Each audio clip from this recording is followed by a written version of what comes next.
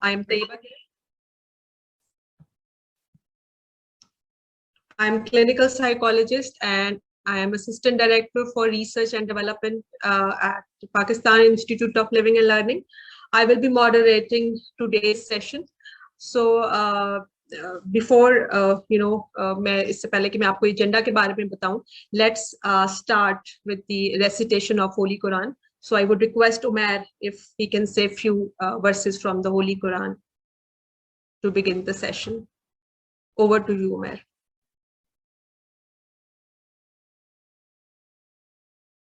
أعوذ بالله من الشيطان الرجيم بسم الله الرحمن الرحيم قال رب إني وهن العزم مني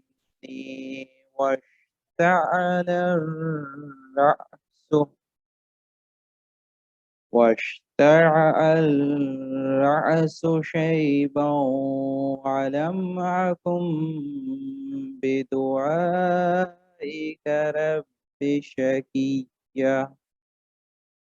Translation.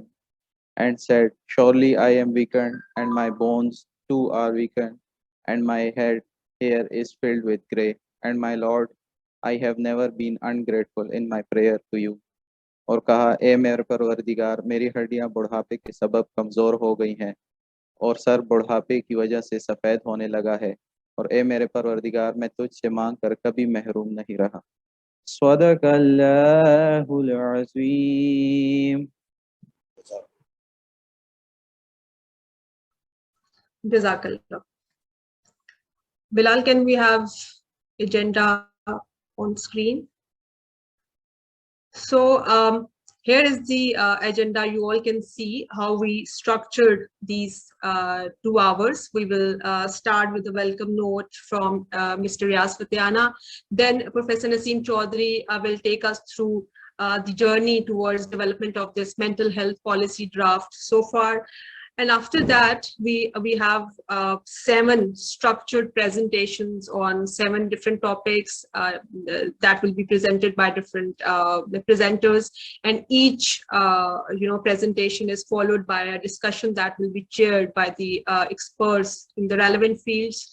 So can we go to the next slide? I will take just 2 minutes to briefly introduce our esteemed panelists for today. So today's session will be chaired by Professor Muwaddad Hussain Rana. Professor Rana is the consultant psychiatrist. He is chief editor for Journal of Pakistan Psychiatric Society. He is head of innovation at Pakistan Institute of Living and Learning. For some reason, for another commitment, Mr. Riaz Fatiana could not join us today, but he has kindly shared his message for today with us. So Mr. Riaz Fatiana is MNA, he's convener SDGs Task Force, he's member of Parliament of Pakistan, he is psychologist by profession, he is human rights activist, he is chairman Parliament Standing Committee of Law and Justice. We have MPA, Musarrat Jamshed Cheema. Musarrat Jamshed Cheema is member of Punjab Assembly. He is chairperson Standing Committee on Interior Affairs, human rights activist. We have MPA Imran Ali Shah. Mr. Imran is orthopedic surgeon. He is specialist in complex and revision trauma and anthroplasty. We have MPA Ramesh Singh Arora with us today. We have Professor Nusrat Shah. She is Pro-Vice Chancellor at Dow University of Health Sciences. We have Brigadier retired Munawar Ahmed. He is President Alzheimer Pakistan Rawalpindi chapter. We have Professor Iftihar Hassan. Professor Hassan is professor and head of the Department of Clinical Psychology at Shifa Tamir-e-Millat University from Islamabad. We have with us Dr. Saima Zafar. Dr. Saima is Associate Professor of Biomedical Engineering and Science Department, School of Mechanical and Manufacturing Engineering, National University of Science and Technology. We have Dr. Amy Blackmore. Dr. Amy is lecturer in mental health, division of nursing, social work and midwifery, faculty of biology, medicine and health at the University of Manchester. We have with us Mr. Muhammad Mubassal. He is communication manager at Alzheimer's Society from Lahore. We have Ms. Jahara Mia with us. Jahara is a research associate at the University of Manchester. Then we have Mr. Muhammad Arshad with us. Mr. Arshad is Director Technical, Sehat Sahulat Program. We have Dr. Shujat Farooq. He is Assistant Professor at PIDE, Pakistan Institute of Development Economics.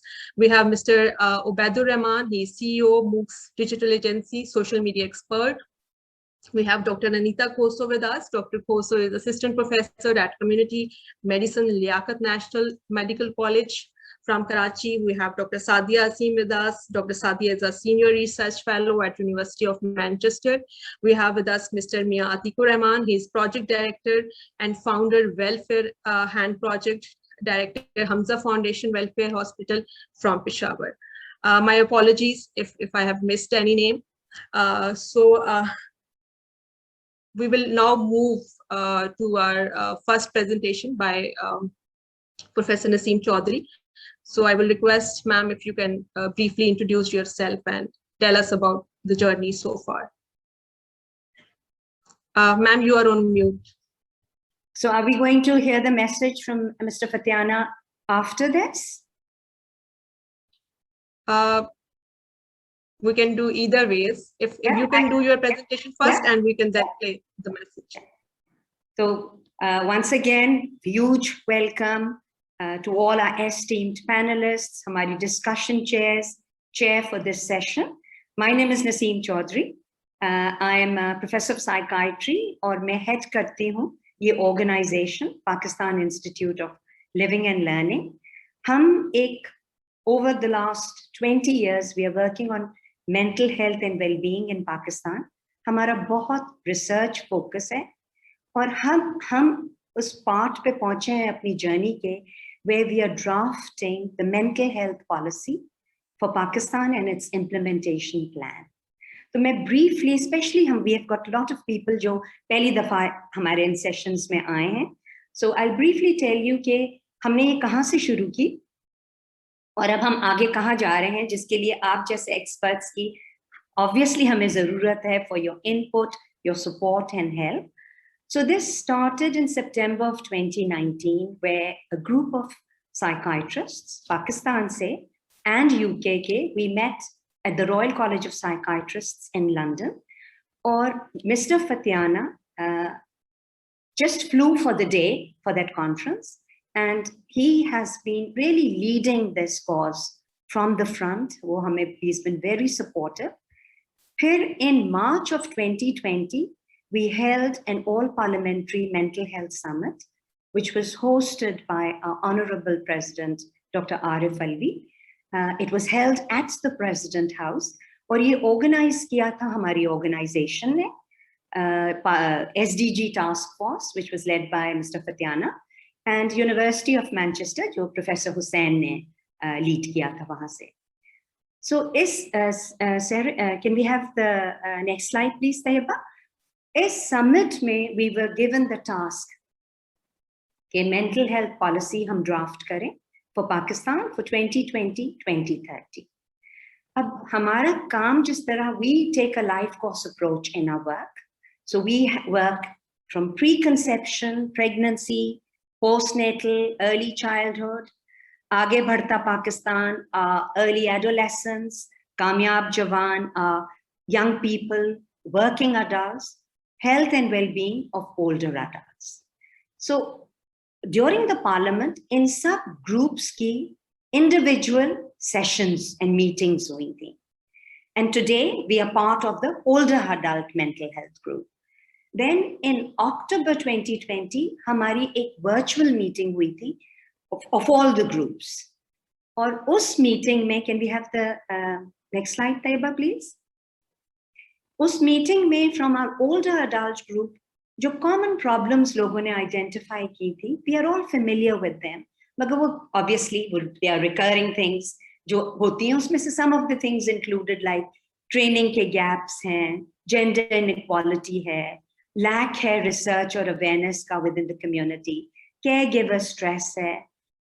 Specific to dementia, people spoke about depression, self-harm, suicide, loneliness, stress, memory issues in themselves. Next slide, Taiba. और mental health systems के हवाले से जो points raised हुए थे वो थे कि there was a lack of scientific approach, data availability नहीं है, social protection नहीं, stigma हर group में, a lot of these things have commonalities as well. Caregiver pressure raise किया गया था. और जो solutions suggest की गई थी to improve mental health conditions were that we need to promote age-friendly environment. हमें adapt करने हैं for evidence-based interventions जो हम families के साथ काम कर सकें. Professionals की capacity build करनी है. Education. हमारे national plans में mental health indicators होने चाहिए और importance of family training and awareness. Next slide, please. So while we were having these group meetings, हम अपना और भी काम कर रहे थे. So we were building on our evidence base for older adults and mental health, especially in the context of social determinants of mental health and the sustainable development goals. क्योंकि अब enough evidence है to show that at least 13 out of the 17 SDGs are related to mental health. So currently we are doing systematic reviews on demographic risk factors and SDGs, socio-cultural risk factors, environmental, neighborhood, economic risk factors. Next slide, Payaba. इसके अलावा हमारा एक weekly mental health policy group होता है. We are very fortunate that that group is being supervised by Professor Rachel Jenkins. Rachel is a professor of international mental health policy and epidemiology. वो based है Institute of Psychiatry UK में, but she has a career of working on mental health policies across the globe. उन्होंने recently Ghana की mental health policy draft की है, and she's been very supportive. वो weekly आती हैं, group को support करती हैं. And we've had other colleagues. अभी Lebanon में जो mental health policy draft हुई है, they are also involved. So we've got other people internationally जो support कर रहे हैं. Rachel का पाकिस्तान का बहुत experience है. She's worked in Pakistan as well. तो उस लिहाज से भी हमारे लिए useful है. And then people like yourselves जो in different हमारे life courses में आ रहे हैं with their different expertise and they are supporting us. हमारी जो mental health policy है वो हमने focus किए जैसे तैयबा ने कहा around these 7 main areas: legislation and human rights, health services, financing and budgeting, surveillance and research, patient and public involvement and engagement, human resources, partnership and collaborations. So rest of our agenda today would be that we'll be going through each of these areas in more detail. Tayyiba, so I'm going to end with a brief video clip जो highlight दिखाएगा आपको mental health policy की. Then we'll have the message from Mr. Riaz Fatiana. Assalamu alaikum, Dr. Professor Muaddad. Alaikum. Apologies for being a bit No late. worries. No worries. We'll move on with our agenda. Tayyiba. In the presidency, we conducted a very good meeting there. Mr. Arif Alvi was our chief guest, and Dr. Nusrat and Hussain were present there, and we talked about mental health situation in Pakistan. Due to present scenario of COVID-19 pandemic, there is more need to strengthen our mental health position in Pakistan. Unfortunately, at present, there are only Punjab and Sindh who passed Mental Health Act, but there is no such a act or law or bill at present under discussion in the Parliament of Pakistan at federal level, not in Senate, not in National Assembly of Pakistan. So, if you remember, we decided that we should prepare a state-of-the-art private bill, and we will present it in the National Assembly, and later on we will join hand with government to produce and pass from National Assembly and later on from Senate of Pakistan. This will be our first mental health act in Pakistan. The previous our exercise is still going on. There is need to finalize drafting of bill on mental health. Number one. Number two, due to COVID-19 scenario and pandemic, this is directly linked with the Sustainable Development Goal 3. So there is need to provide willpower to patients, those who are under severe threat of COVID and they are separate them from their family and then from their friend due to quarantine. So they are suffering mental health illness. And if they feel depression and chronic depression and anxiety and of course isolation from society, this may kill them. This is now this is proof that rather than to stay in hospitals, if you are with your family in your home, quarantine in your home, you get family and social support from your family members.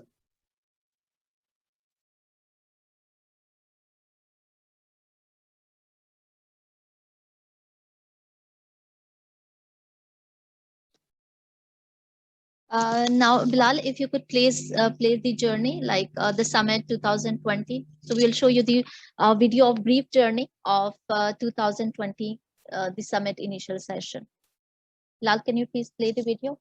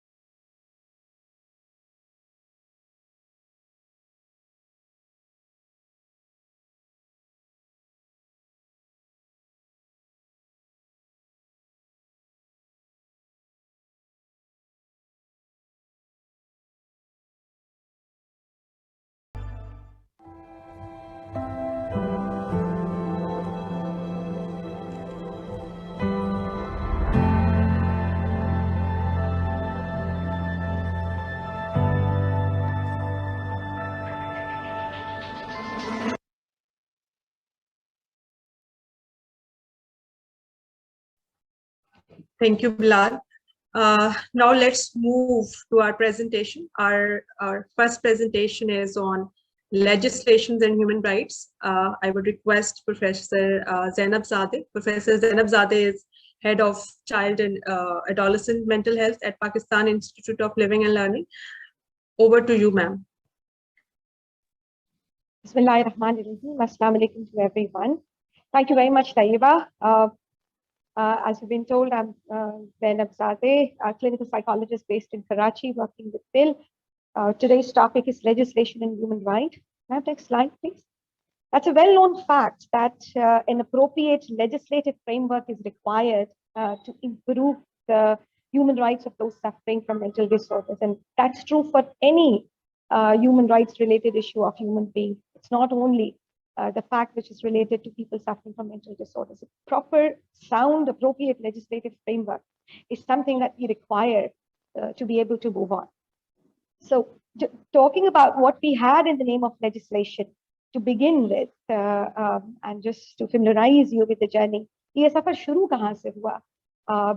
After the partition, हमें विरसे में जो मिला 1912 का Lunacy Act था, which was mainly based on detention of patients, not focusing on humanitarian treatment approach, which was based on chaining people, not taking care of their confidentiality on informed consent rights. So basically, treatment se zyada patients की detention जो है वो focused रहा. Till 2000, this case was the same. Situation was the same. In 2001, policy, mental health policy formulate की गई and that was proposed. In 2001, mental health ordinance जो है वो approve हुआ presidential order से, and that presidential order had an important contribution to make in terms of focusing more on community-based care treatment mental health related issues और जो लोग थे जो ज़हनी बीमारी में मुब्तला थे उनकी treatment पर focus ज़्यादा था, informed consent और उनकी respectful life और health और treatment पर focus उसका ज़्यादा था. Next slide, please.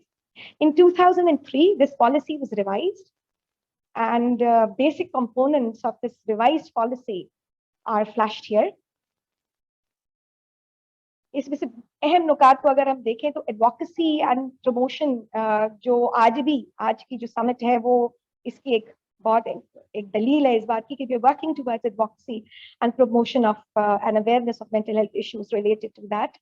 Other than this, integration of this whole process, mental health component into primary health care is something that I'm very happy to share that Pakistan Institute of Living and Learning is geared up towards that as well. And we see other people also working towards that. Can I have next slide, please?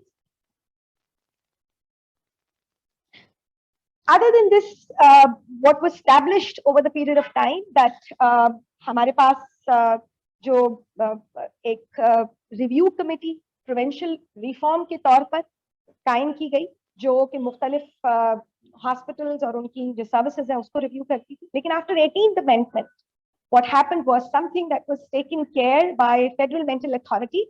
18th amendment के बाद ये powers जो है provinces को दे दिए गए, which means 2009-10 में between that period जो Federal Mental Health Authority थी that got dissolved and provincial mental health authorities जो है वो devolve हो गई और चारों provinces ने अपने mental health acts जो है वो approve करवाए and the dates and information is flashed here. Can I have next slide, please? So as I've already shared, that National Human Rights Review body fortunately was established, which was reviewing the services that were being offered at different places. इसके अलावा we had action plan for human rights, जो 2016 में जिसने अपना human rights related जो human rights ministry थी उसने अपना plan दिया, and there were 6 themes. It was the whole action plan was based on 6 themes. आज के जो topic है उससे related, if I'll refer this to what were the human rights issues related to old age age range को अगर हम देखें तो we've been fortunate enough to be we have witnessed that most of the old age related welfare related acts were approved in the last 10 years जिसमें 2019 में जो British Council ने focus group किया, they made very significant thing in their report that there was an urgent need of addressing some of the very important issues related to old age people in Pakistan. फिर Professor Asghar Zaidi की report जो है वो that led to formation of different legislative things with reference to old age welfare related issues. So we are fortunate enough to have now different acts approved for different provinces. Khyber Pakhtunkhwa ke liye, Balochistan, Sindh, we had different acts approved which are taking care and considering and taking into account health, financial issues, different other issues of old age people. So these were very important steps taken, and this in a way played an important role in we being at a place where now we can say कि जो system इस वक्त हमारे पास है और जो 2001 के Ordinance Mental Health Act और Ordinance ने भी हमें दिया उसमें somewhere we can actually find some place कि जहाँ पर old age related जो issues हैं उनको हम address कर सकते हैं. When it comes to Mental Health Act जो different amendments over the period of time होती रही with reference to blasphemy related issues, disaster management, schizophrenia related ideas जो उस पर different लोगों के different comments जरूर थे, but at the same time there were few acts amendments made with reference to that. And other than this, decriminalization of suicide related policy was something which was actually made and contribution is really commendable. And considering that confidentiality and informed consent issues were also taken care. So all these human rights issues were addressed and we have certain acts. So letting us know this, that we have these wonderful documents, beautiful documents, which requires implementation. And the major reason that we see of these documents not being implemented, these important and very important steps taken not being happening practically is that stakeholders were not involved in that whole process. Not all stakeholders were given equal opportunity to be involved in the process, which I feel, and most of the researchers also suggest, that that's been a major challenge in implementation of these mental health legislative and human rights issues related to that. Can I have next slide, please? As I've already shared, there were a few challenges, and now I'll be talking about what are the points which we could use to strengthen the mental health existing policy. So some of the challenges and are flashed here. Keeping that in mind, if we work towards these areas, we'll be able to strengthen the present mental health policy, and implementation would be more promising, especially if we focus more on dissemination of information. So what we know and what we have learned over the period of time, especially with our summits, is that there are people working in silos. There is this very useful work being done, brilliant work being done, but that's not being reported or shared. So something that's not being disseminated properly, awareness, information which is not being distributed properly, that will not have that impact. So it's very important that we consider this fact that dissemination of information in this area would play an important role in strengthening the present mental health policy. So जहां बात होती है community based care की, social service हमारे यहाँ बहुत ज्यादा focus की जा रही है, स्पेशली हमारे प्राइम मिनिस्टर ने भी इस पर बात की है, and we talk about having a रियासत जो एक ऐसी रियासत हो जो सोशल वेलफेयर पे बेस्ड है.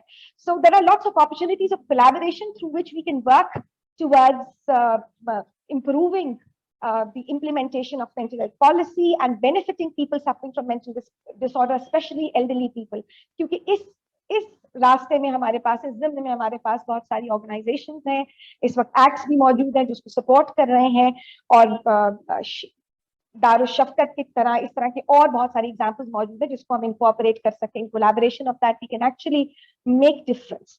I've been mentioning this in my previous talks as well, that together we rise, and it's important कि हम hope को togetherness के साथ अपने अंदर रखें, which reminds me of one thing कि पैबस्तर है शजर से उम्मीदें बाहर रख, with this उम्मीद के ये hope कि if we kept on working together, we'll be able to make this happen one day, in which we'll be able to not only improve the existing policy, but work towards implementation of that as well. Thank you very much. Thank you so much, Professor Zadeh. हमारे साथ Professor Iftikhar Hassan है, who is head of the Department Clinical Psychology at Shifa Ta'mir Millat University, to chair the discussion for this section. Over to you, ma'am. Ma'am, आप mute हैं. You are on mute. Thank you. I know that. Thank you so much. Thank you for inviting me. I'm really pleased because I've done some work on the older adults, not necessarily the mental patients. And when I heard the presentation, what I felt was that we are talking more about the mental patients, not mental health, not no preventive measures. We all know that longevity in Pakistan is there. More people are living up to 80 and 80 plus years. However, no measures have been taken for their welfare. A person becomes mentally sick and then we look after it. I think what we need to stress more is mental health, preventive measures, and why and what kind of measures we need. I strongly feel that women in Pakistan are perhaps the most deserving sector of the society. I'm talking more about the women who are professional women, working women, who get old and retired. Once they retire, if they, and generally speaking, they don't have a house to live in, they have to live with one member of their family, surviving parents or mother or father or brother or sister. This is not very good. Another factor, so there is a financial problem. Pensions are not enough to sustain a person independently. Second thing is about their having something to do. In order to be mentally healthy, your mind needs to work. And I feel in Pakistan, what we are wasting is the talent of thousands and hundreds of thousands of people who retired at the age of 60, both men and women, who are still quite capable of doing something constructive work, which will not only add to our economy, but will also help those people stay normal and not get mentally worried and tense and depressed. So I feel there are some steps which we need to be taken.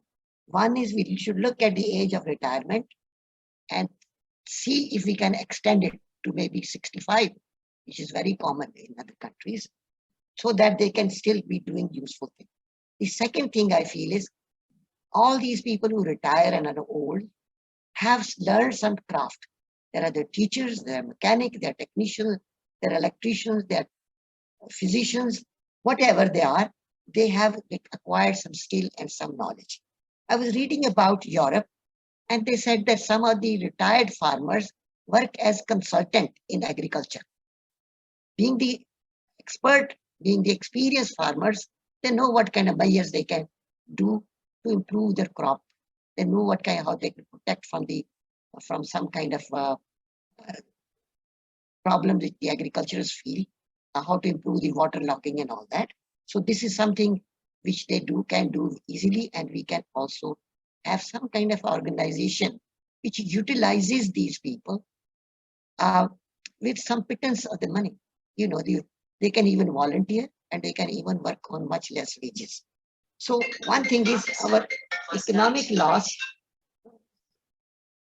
some economic loss by some economic loss to us because of not utilizing the services of those people who still can contribute to the economy. The second sector I want to talk about is female. Let me throw this mobile away because some people are pushing it.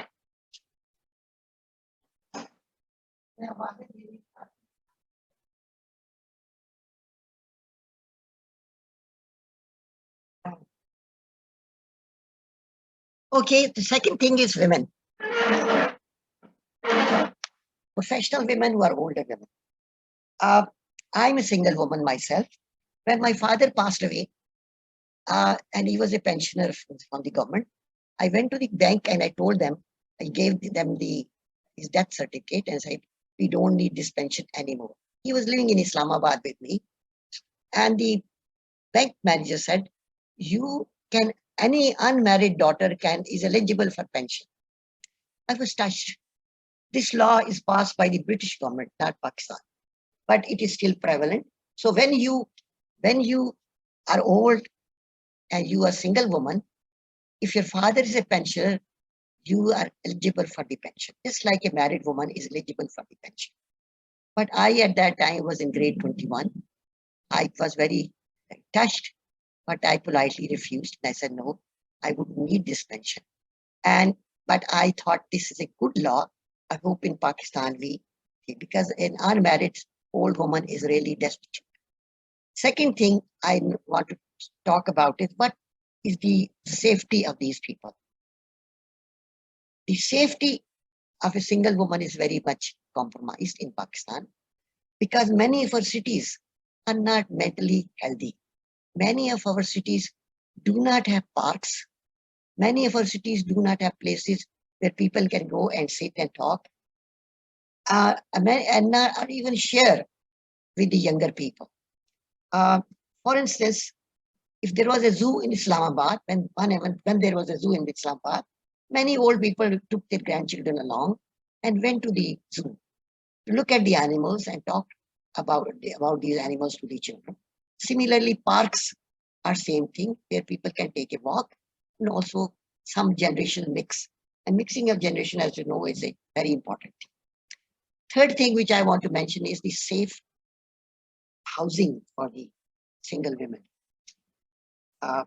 One, I should take her name, a teacher who retired. She is a PhD. She had a PhD in botany and zoology, and she was a college teacher. And she was very sick, and she had a big house in Islamabad. But what happened was, her driver ran away with her car, and she was too weak and old to go and fight for the case. She lost her eyesight. It was very weak eyesight. And once in a while, some people, friends, tried to, all her family member had migrated to UK. So when there is a destitute woman, there is no law, no organization to help these people. I've listed some of the old, Our department has a home and it's more like a detention home, like old people's home. So what I feel is we need to educate our community that it's not only the caretaking which is important, it is also the facilities which are more mental health oriented, which needs to be there. There needs to be some legislation which will protect these women. And I think it's not good idea to have old people's home like people have in the Western countries. I think what we need is perhaps give some kind of stipend to the older women who do not have a pension or something. And many poor women who work in private homes and other places are destitute. Their children don't want to keep them because they themselves are poor. So what I would say that we need to stress in our legislation more on preventive of mental problems and not only cure of the people who get mentally sick, suffer from dementia or some other disease. Thank you very much. Thank you, ma'am. I'm sure हमारे पास comments होंगे. हम सब chat box use कर सकते हैं. हम इससे पहले कि next presentation पे move करें, हमारे साथ Dr. इमरान अली हैं. तो sir, any quick comment before we move to the next section? Thank you very much for having me on this lovely talk, and I really enjoyed the last talk by the lady. And it is so true that as the age of retirement is increased, it means that there is also less stress on the government, on the economy, because like in England, where I've trained and I worked all my life nearly, and I've recently, since 2005, moved back to Pakistan. So British Airways is a big airline. They're having problems paying pensions because the amount of people retiring is having a burden on the economy as well. But I totally agree that, and I've seen it being an orthopedic and trauma surgeon working here in Karachi in a big setup over here, that I see a lot of depression and a lot of clinical depression in the elderly patients who, even after the age of, I don't know, 65 or 70, and they're mentally young, in their head they're young, and they want to deliver, magar unko society aisa sideline kar deti in many ways, and they think they're good for nothing. But I mean, just yesterday I saw a retired anatomy professor, and he was 70-year-old, and we had a chit chat about anatomy, different parts of the body and all that. His knowledge was phenomenal. And I said, why don't you work? Why don't you go and teach? And I felt really sad. And the talk I heard earlier on was a true reflection of what this lady said. And it is a shame that mental health, I think there's a lot of room of improvement. It is amazing with having that law कि आप अगर single हैं और आपकी शादी नहीं हुई for some odd reason and you are the only daughter or whatever, and you still get pension. That's an amazing thing I didn't know about. But I think there's still a lot to do and a lot to improve in the mental health in Pakistan. But I'm enjoying the talk so far. I'm afraid it's not very orthopedic and trauma for me, but it's still something very new. Thank you. Thank you, Dr. Imran. हमारे साथ Professor Rana है, who is the chair for today's session. Sir, any quick comment on legislations and human rights? Very touchy area for me, I must confess right at the start. I think the foremost issue is to also try and understand that legislation is not about prevention only. It is also about the plight of the mentally ill, the way they are treated in various institutions. So for me, I think the most important aspect of mental health legislation is to protect the rights of the patients who are admitted in various facilities, indoor facilities in Pakistan. Number one. Number two, we have to include the patients with substance abuse who are now totally at the mercy of the so-called rehabilitation centers in Pakistan. Substandard and poorly organized and unfortunate in terms of the services that they're giving in the name of rehabilitation for substance abuse. The maximum abuse that is taking place of mentally ill today are in the rehabilitation centers. They have set up teams of 5 to 7 people who, I don't know how and on what grounds they land in a house. They pick up this mentally ill individual in the name that he is using drugs, which he may be out of his mental illness. He may be using those drugs. Nobody's saying that he might not be. Pick him up, and now it is for them to decide when they're going to return this individual to home, because he's a constant source of funding from the family to keep him indoors. And nobody's ready to go and check them. Nobody's ready to do anything other than the media. Some of these rackets have been smashed by certain media houses for whatever reasons, but at least they're better than psychiatrists and psychologists, because we haven't raised any voice whatsoever, because some of us are actually beneficiaries of that system, are employed by these rehabilitation centers to give some prescriptions or so-called therapies to these patients, and their human rights are being abused right, left, and center. So I think that's a very important part of mental health legislation in Pakistan. Look at the treatment facilities that in various areas, including drug abuse. So that will be my 2 pence in this discussion. Thank you, sir. Can we have these slides on the screen, Bilal? Let's move to our next presentation, that is on health services. So I would request Dr. Munazza for this presentation. Over to you, Dr. Thank you. Assalamu alaikum. Can you all hear me? Yes. Okay. Thank you. I'm Dr. Munazza Suharwardi Ubaid, and I'm a research scientist as well as an assistant professor in Dow University, and working with PIL since about 2 years. My discussion chair is Professor Nusrat Shah. Can you please, can I have the next slide, please? Okay. Before I start talking about the health services for mental health services, I would just like to give an overview of the overall healthcare delivery system of Pakistan. We have 2 sectors, that is public sector and the private sector. Public sector would have federal government and the provincial governments, and after devolution, as it has been decided that health would be taken care by the provincial governments, other than a few programs and some NGOs or whatever.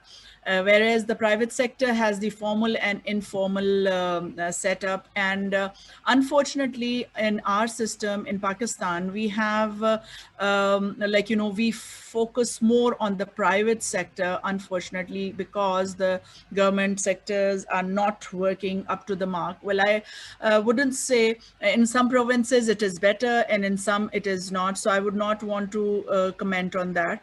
But then ideally 70% of the health services are being delivered or being given by the out of pocket. So because it is being given by the private sector. Next slide, please. And unfortunately, when I say that the health sector is not taking care of it, who is taking care of mental health?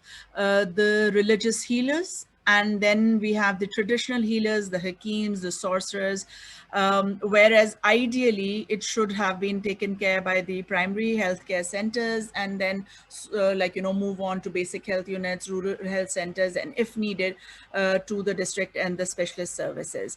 Can I have the next slide, please? As you can see in this slide, ideally it should be that we have on the basis of our pyramid, the primary healthcare, and it should be a very well developed basis of, or the filter clinic, where people should be filtered and if needed being sent to secondary or the tertiary care.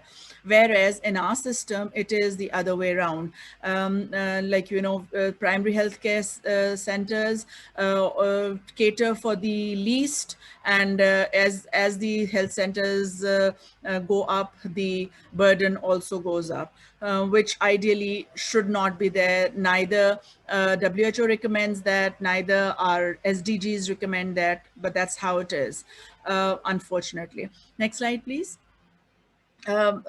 When we have these primary healthcare center components, if you look at this, we have different sectors here, immunization and locally endemic diseases treatment, medical education. But here you do not see anything which would specifically talk about older people.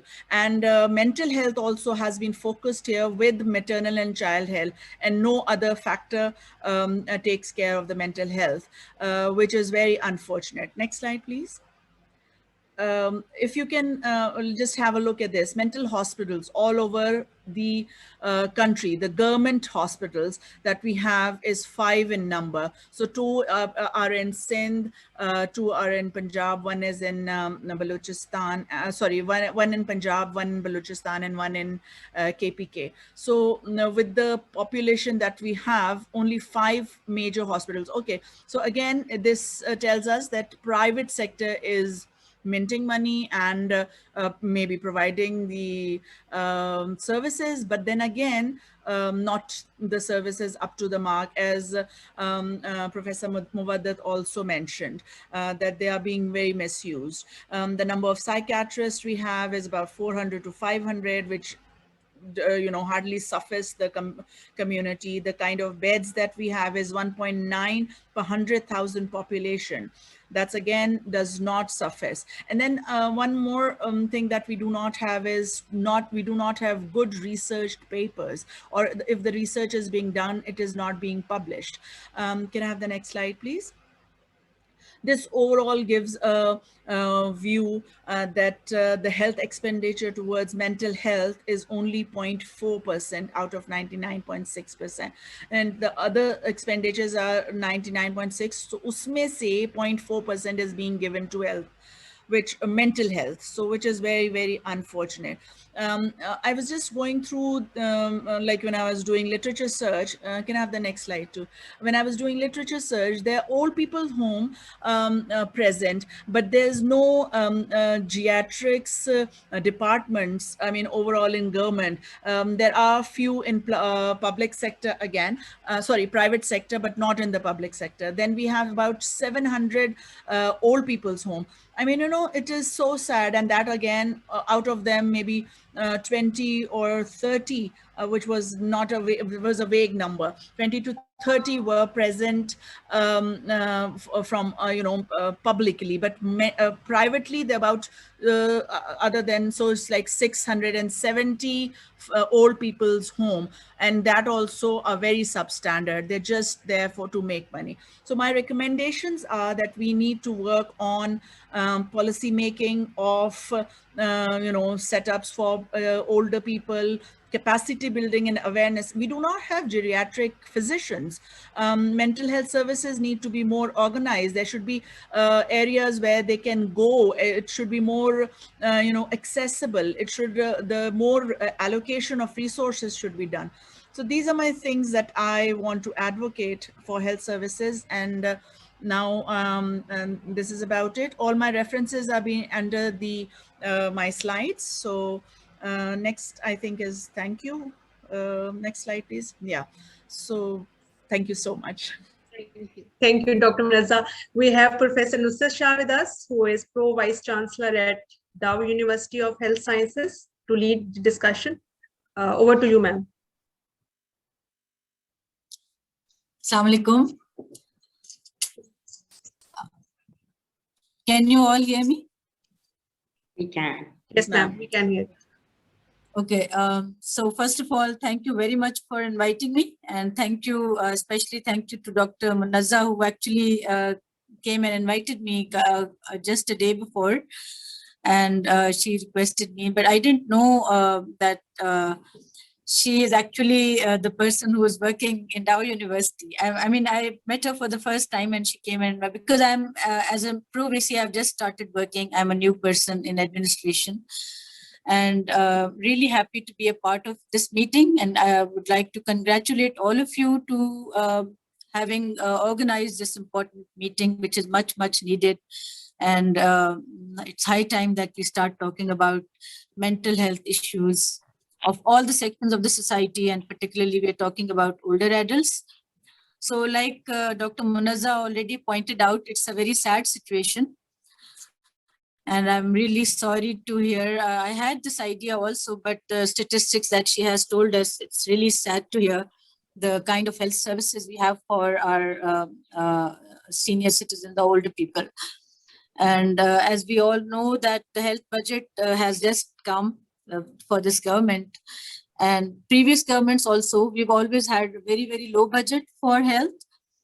I think 1% hota hai health ka budget or 1% hota hai education ka budget. So this is the importance that we give to our human resource, which is the most important asset for any country, and particularly for Pakistan, because we have a huge human resource here. एक ही चीज हमारे पास है और वो है population. वो है लोग जिनको हम डेवलप नहीं कर सके हैं और जिसको हम अभी तक ना तालीम दे सके हैं ना उनकी हेल्थ की पे तवज्जो दे सके हैं.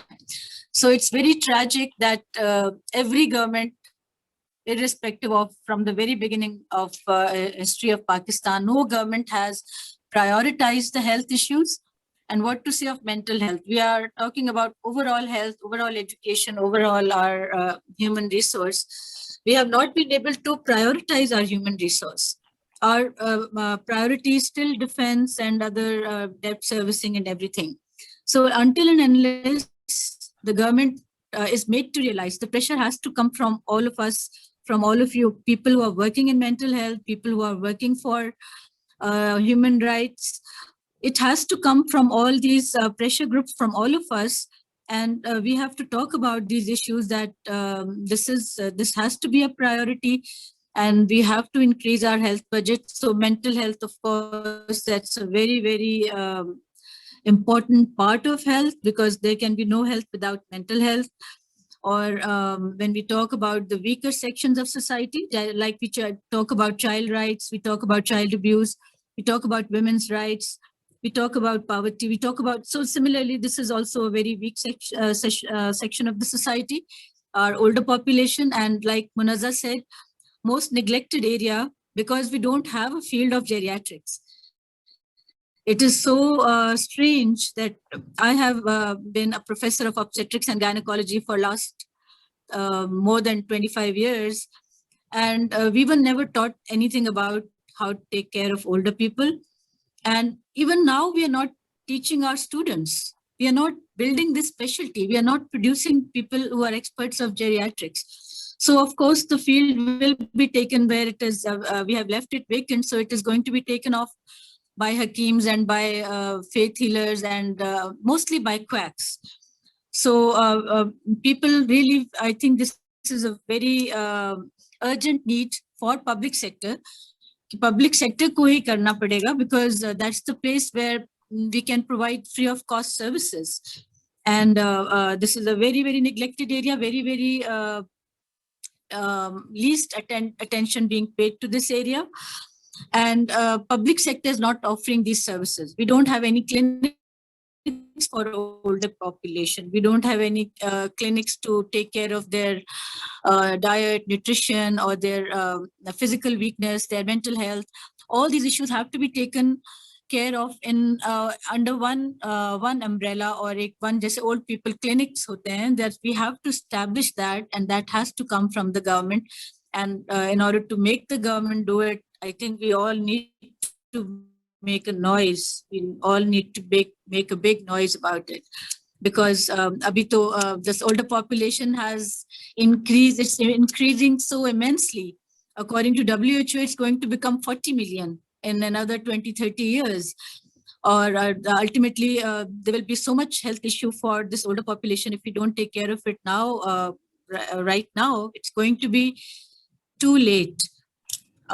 Okay, so I will end here, I think. And I think all these, the presentation, Munazza's presentation, it's a very eye-opener for all of us. And we all need to work towards achieving this goal of how to improve the conditions for our older people, and particularly their mental health, which is going to be the decisive factor for their being useful in society. If their health is fine, they can be very productive. They can be very useful citizens of the country.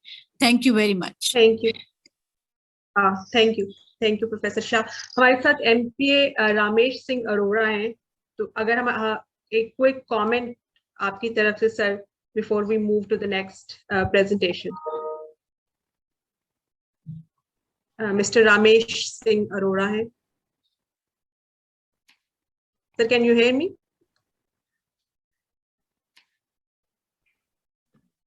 सकता है उनका mute पे हो He is on पे, mute.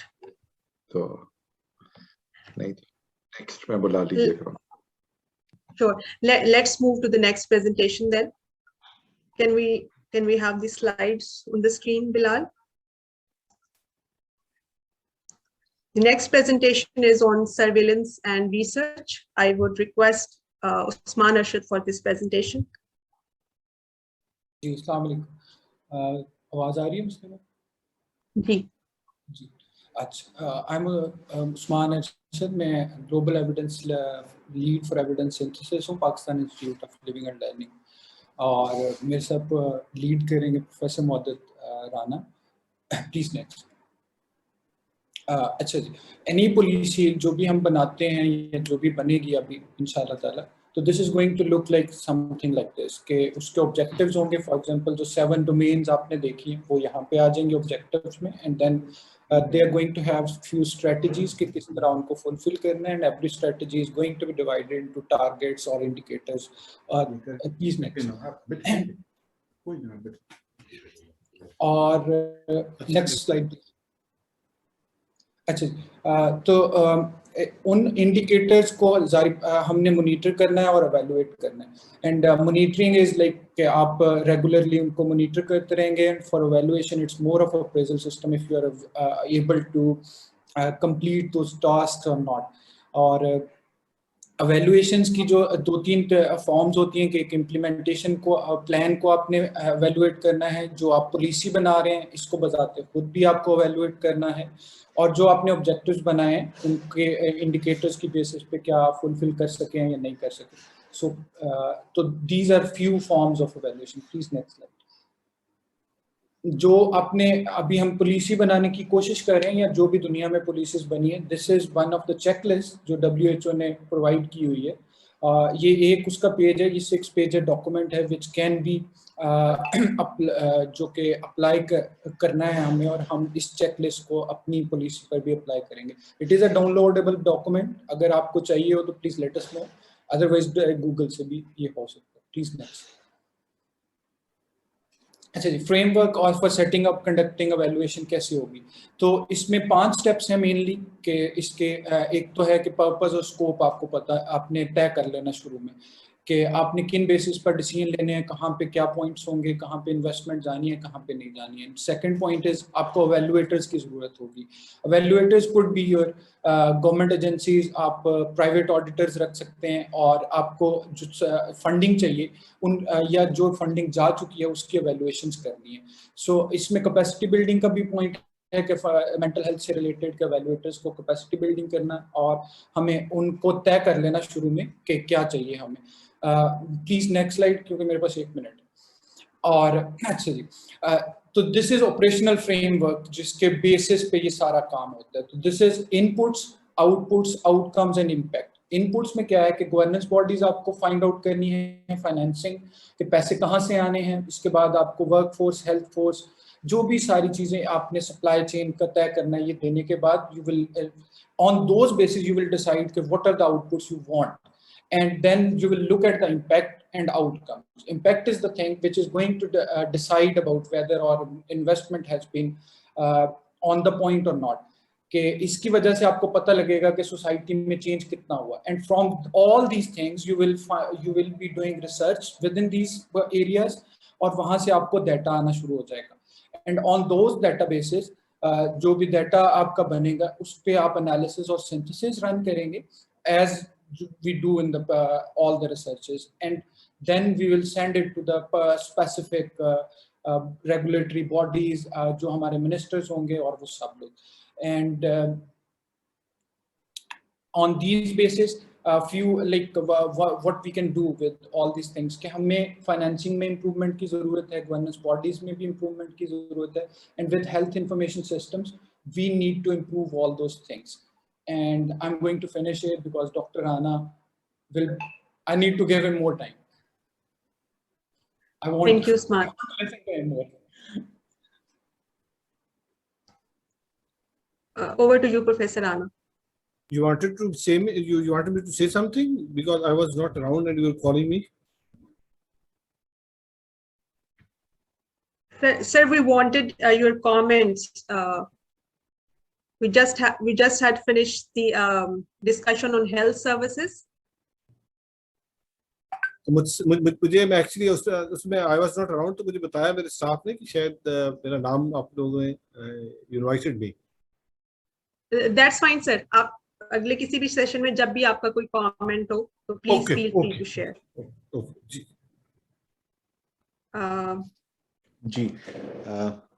Thank you, Tayyiba.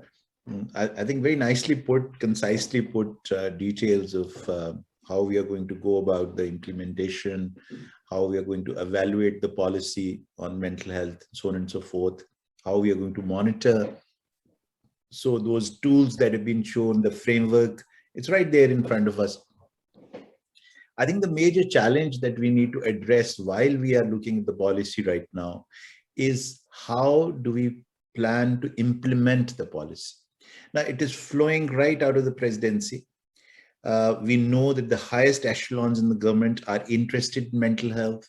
They have shown their commitment and resolve 2020 February. They have shown us that the government is interested in mental health, they want to invest in it. But I think it's very important that somewhere along the road, today or later, that I would request my very dear brother, Professor Nusrat Hussain, to contemplate and reflect on the implementers that he required to for these policy that is going to come out. The major challenge is going to be in Pakistan, the issue that health as a subject has gone to the provinces.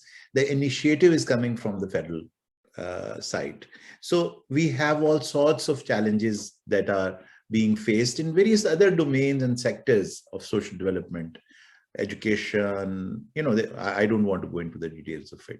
So that will be a huge challenge. And therefore, the first challenge would be adoption of the federal policy that comes out by the provinces. And once that is there, we would need coordinators in each provinces to actually link up the federal chapter and the provincial chapters to see if that policy that we eventually formulate is then being implemented on the ground as well. I think one of the major challenges in every policy, and we have had mental health policies, the first one that we were all part of, including my teacher, General Ishrat Hussain, was in 1988, as far as that, back as that. But what happened subsequently was, and remember at that point in 1988, it was a federal subject. The health was a federal subject. And yet we found that there was no specific budget allocations into the implementation of the policy.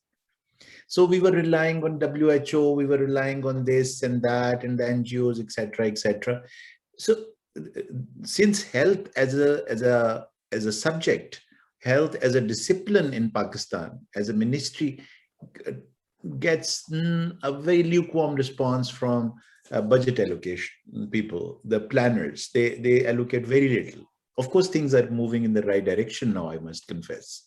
So we need to actually fight for, vie for, and aggressively deal with allocation of funds for the implementation of the policy.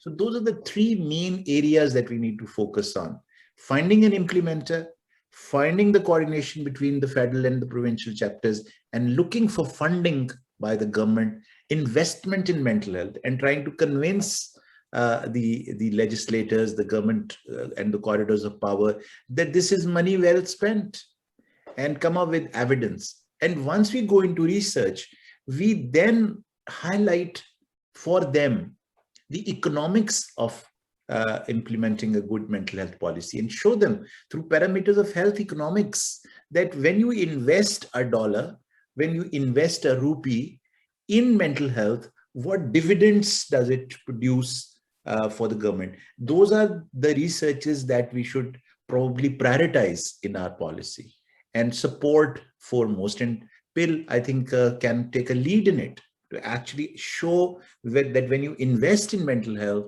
how it shows in the educational sector, how it enhances the productivity of people, how it enhances the overall economic circumstances or a setting of a community when that community receives, alongside the policy, funding for the implementation of that policy. Those are the major parameters that I think we need to consider while we are looking at monitoring, evaluation, and research. Thank you. Thank you, sir.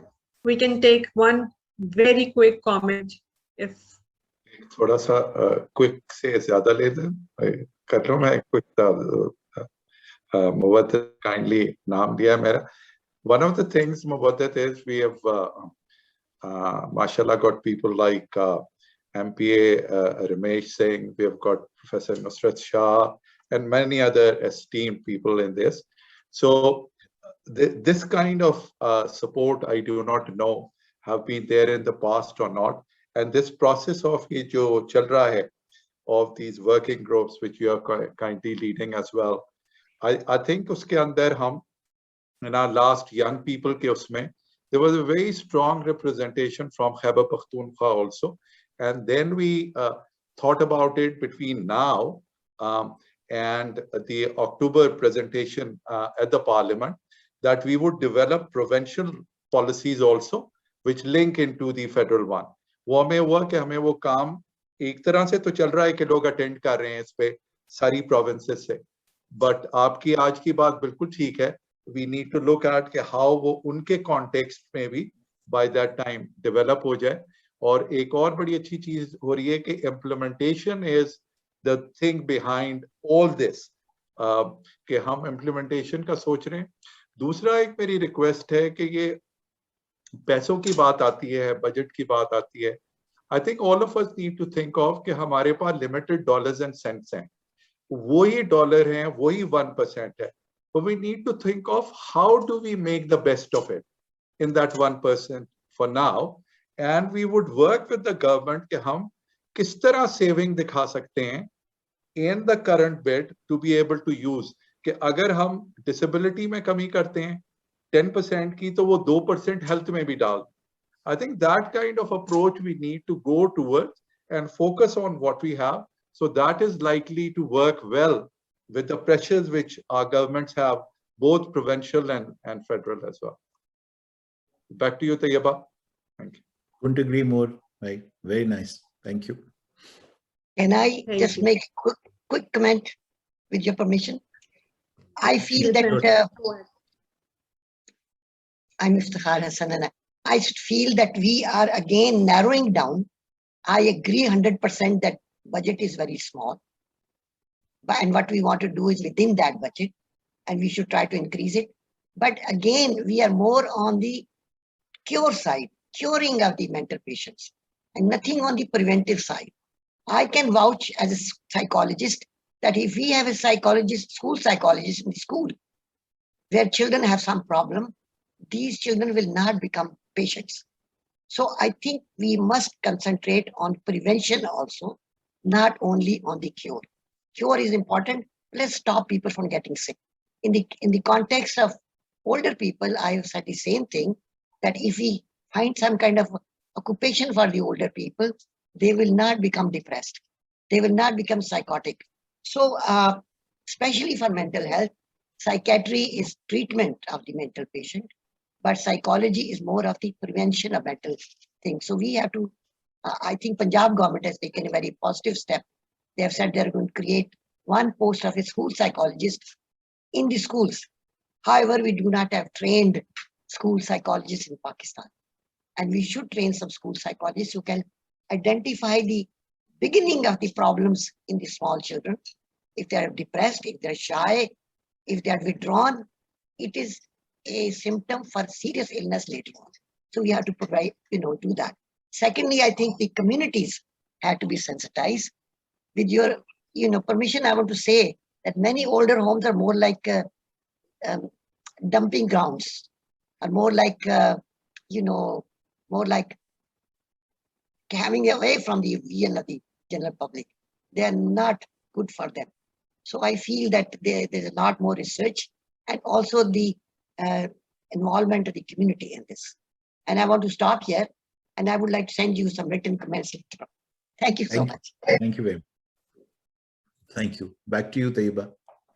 Thank you, sir.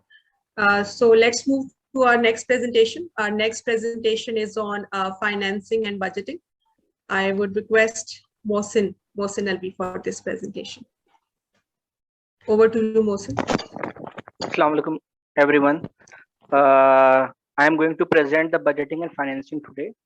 Bilal, can you please move to the next slide? Okay.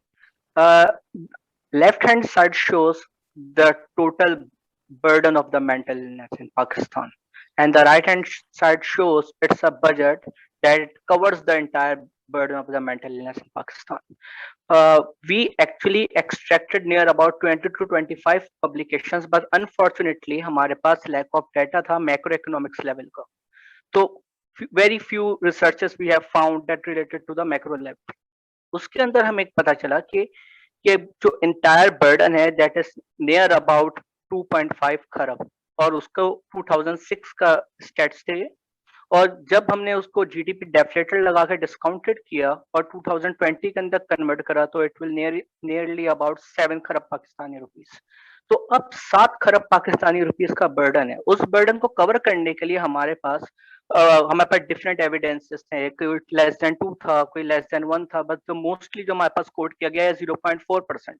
But unfortunately still हमारे पास कोई government का figures नहीं है.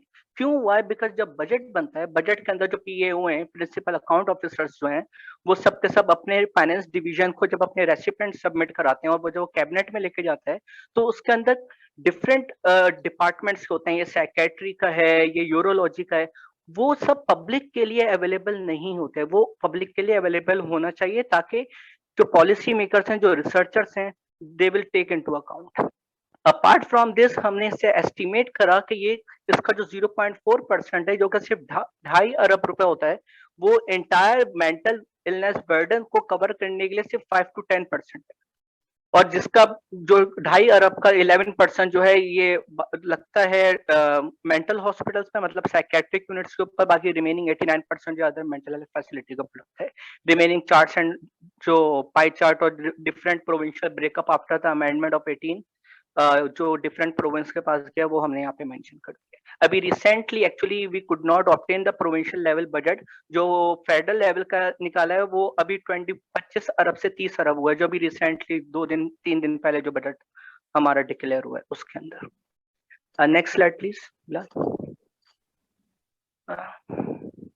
This is my last slide. Okay, left hand side shows it's a whole framework of the budgeting. The aim is to mobilize funds and along with the allocation of funds means efficiency and effectiveness. यहाँ पे efficiency की वही वाली बात जो professor मुवद्दत Rana ने बात करी कि what is return on investment. कि it means कि अगर हम यहाँ पे investment करें तो उसकी क्या हमें उसका return मिलेगा. That will be efficient, that getting the maximum output from the least input.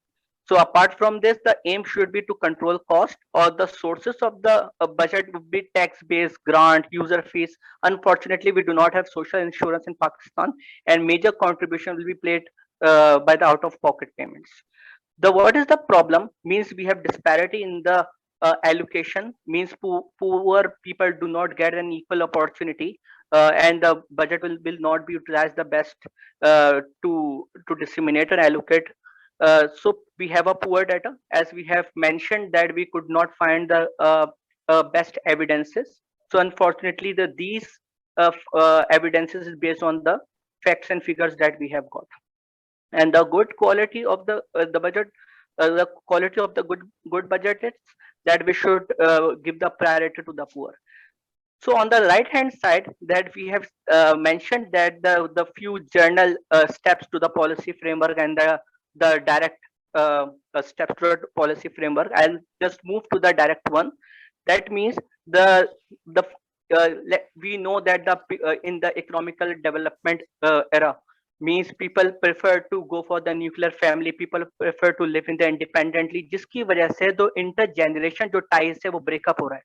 And उसकी वजह से जो old लोग हैं, that they are economically weak. So that's why उसके लिए we should think about it. We should allocation budget to the old age homes and the elderly welfare service. जो official government of Punjab की है. So we need to think about this. So I'm sorry I have lack of time. So this is the end of my presentation. Thank you very much. Thank you Mohsin. इस discussion को lead करने के लिए हमारे साथ doctor Shujaat हैं. Doctor Shujaat from PIDE. Over to you sir. Assalamualaikum ji. Assalamualaikum ji. Thank you, Mohsen. Thank you, Phil, for inviting me to lead the discussion on this presentation, financing and budgeting. तो देखिए, जिस तरह मोहसिन साहब ने अभी बताया कि जो मेन दो चैलेंजेस हैं जो कि बजटिंग के लिए बड़े जरूरी होते हैं. एक तो हमारे पास अभी तक डाटा ही नहीं है. जो 2006 के एस्टिमेट्स हैं और 2006 के एस्टिमेट्स की बेस पे उन्होंने 2020 को प्रोजेक्शन की है. सेकंड, अगर काइंडली हम रेफरेंसेस भी देखें तो जो मोस्टली स्टडीज हमारे पास इस वक्त हैं वो आउटडेटेड है 2006 में, 2008 की, और शायद वो बड़े लिमिटेड लेवल पे स्टडीज हैं, को प्रॉपर नेशनली लेवल पे स्टडीज नहीं है. तो हमें जो सबसे पहले तो एक सेंसिटाइज करना चाहिए वो ये है कि हम डाटा को कैसे अपडेट करते हैं. पाकिस्तान में अनफॉर्चुनेटली उस तरीके से मेंटल हेल्थ की रियलाइजेशन नहीं है. जो बाकी हमारी हेल्थ है उसके ऊपर तो बहुत वेल मेंटेन डाटा है. फॉर एग्जांपल, अगर आप पाकिस्तान ब्यूरो ऑफ स्टैटिस्टिक्स को देखें तो Pakistan bureau of statistics regularly national health accounts को मैनेज कर रहा है. तो आई थिंक कि NHA में मेंटल हेल्थ मस्ट भी उसका हिस्सा होना चाहिए. और जिस तरीके से NHA में आपको बहुत सी इंफॉर्मेशन मिलती है कि फॉर एग्जांपल जी कि आपका इस वक्त हेल्थ इंफ्रास्ट्रक्चर कहाँ पे है, सप्लाई क्या है, आपकी डिमांड कहाँ पे एग्जिस्ट कर रही है, आपके कितने % हाउस होल्ड हैं जो आउट ऑफ पॉकेट एक्सपेंसेस को मैनेज कर रहे हैं. तो ये सारी इंफॉर्मेशन आई वुड सजेस्ट कि या तो NHA का इसको पार्ट होना चाहिए जो आउट ऑफ पॉकेट एक्सपेंडिचर सर्वे है, या आपका सेपरेट कोई एक स्पेशल सर्वे होना चाहिए कि जिसके थ्रू आपके पास एक प्रॉपर इसकी डिमांड सबसे पहले एस्टिमेट हो कि आपकी नीड क्या है. सेकंड, बजटिंग के लिए जो हमें बहुत जरूरी है वो हमें देखना पड़ेगा कि हमारा इस वक्त जो एग्जिस्टिंग मेंटल हेल्थ इंफ्रास्ट्रक्चर है वो कहाँ पे खड़ा है. देखिए, जो मेंटल हेल्थ के लिए आपको इंफ्रास्ट्रक्चर चाहिए वो मोस्टली डिफर है जो आपका प्रॉपर हेल्थ इंफ्रास्ट्रक्चर है. लाइक आपको हो सकता है ओल्ड होम्स चाहिए, आपको हो सकता है स्पेशल PWDs के लिए सेंटर्स चाहिए, हो सकता है आपको विक्टिम्स वुमेन के लिए और तरह की इक्विपमेंट चाहिए. तो हमें जब तक ये मैप नहीं करेंगे we would not be able कि उसको हम गैप को आइडेंटिफाई करें. जो सेकंड, बजटिंग के लिए मैं एक और चीज कहूंगा कि जो इस वक्त हमारे दो मेजर, देखिए गरीब सबसे ज्यादा इसमें सफर करता है और गरीब के लिए ये डबल बर्डन डिजीज होता है. एक तो उसके पास रिसोर्सेज नहीं होते, अफोर्ड नहीं कर सकता. सेकंड, केयर करनी पड़ती है क्योंकि जिस घर में भी मेंटल हेल्थ होगा आपको एक घर का जो अडल्ट है वो उस घर के साथ इंगेज करना पड़ता है. तो उसकी जो अपॉर्चुनिटी कास्ट है गरीब की वो कई गुना ज्यादा है. तो अफोर्डेबिलिटी के लिए इस वक्त देखिए हमारे पास दो बड़े प्रोग्राम पाकिस्तान में चल रहे हैं. एक सेहत सहूलत प्रोग्राम है, डॉक्टर अर्शद साहब भी इधर यहाँ पे मौजूद है, वो बेहतर बता सकेंगे. और सेकंड, आपके पास एहसास स्ट्रेटेजी है जो कि अब काफी कंप्रीहेंसिव स्ट्रेटेजी है और गवर्नमेंट ने अभी तो तकरीबन 260 बिलियन रुपीज एलोकेट किया इस बजट में. तो ये दोनों स्ट्रेटेजी के अंदर मेंटल हेल्थ मुझे अभी तक नजर नहीं आ रही. बजटिंग में ये जो स्ट्रेटेजीज है गरीब की अफोर्डेबिलिटी के लिए, इसके अंदर इसको हिस्सा बनना चाहिए.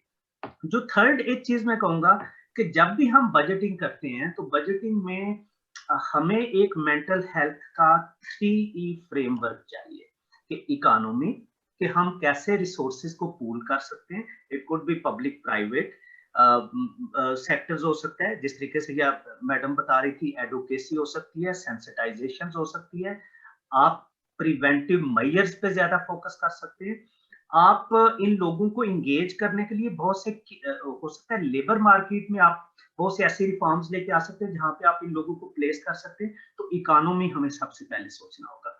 तो हम सेकंड नंबर पे फिर आपकी आ जाती है एफिशिएंसी, कि हम इन रिसोर्सेज को कैसे एफिशिएंटली यूटिलाइज करें कि ये आपको एक सस्टेनेबल इम्पैक्ट दे.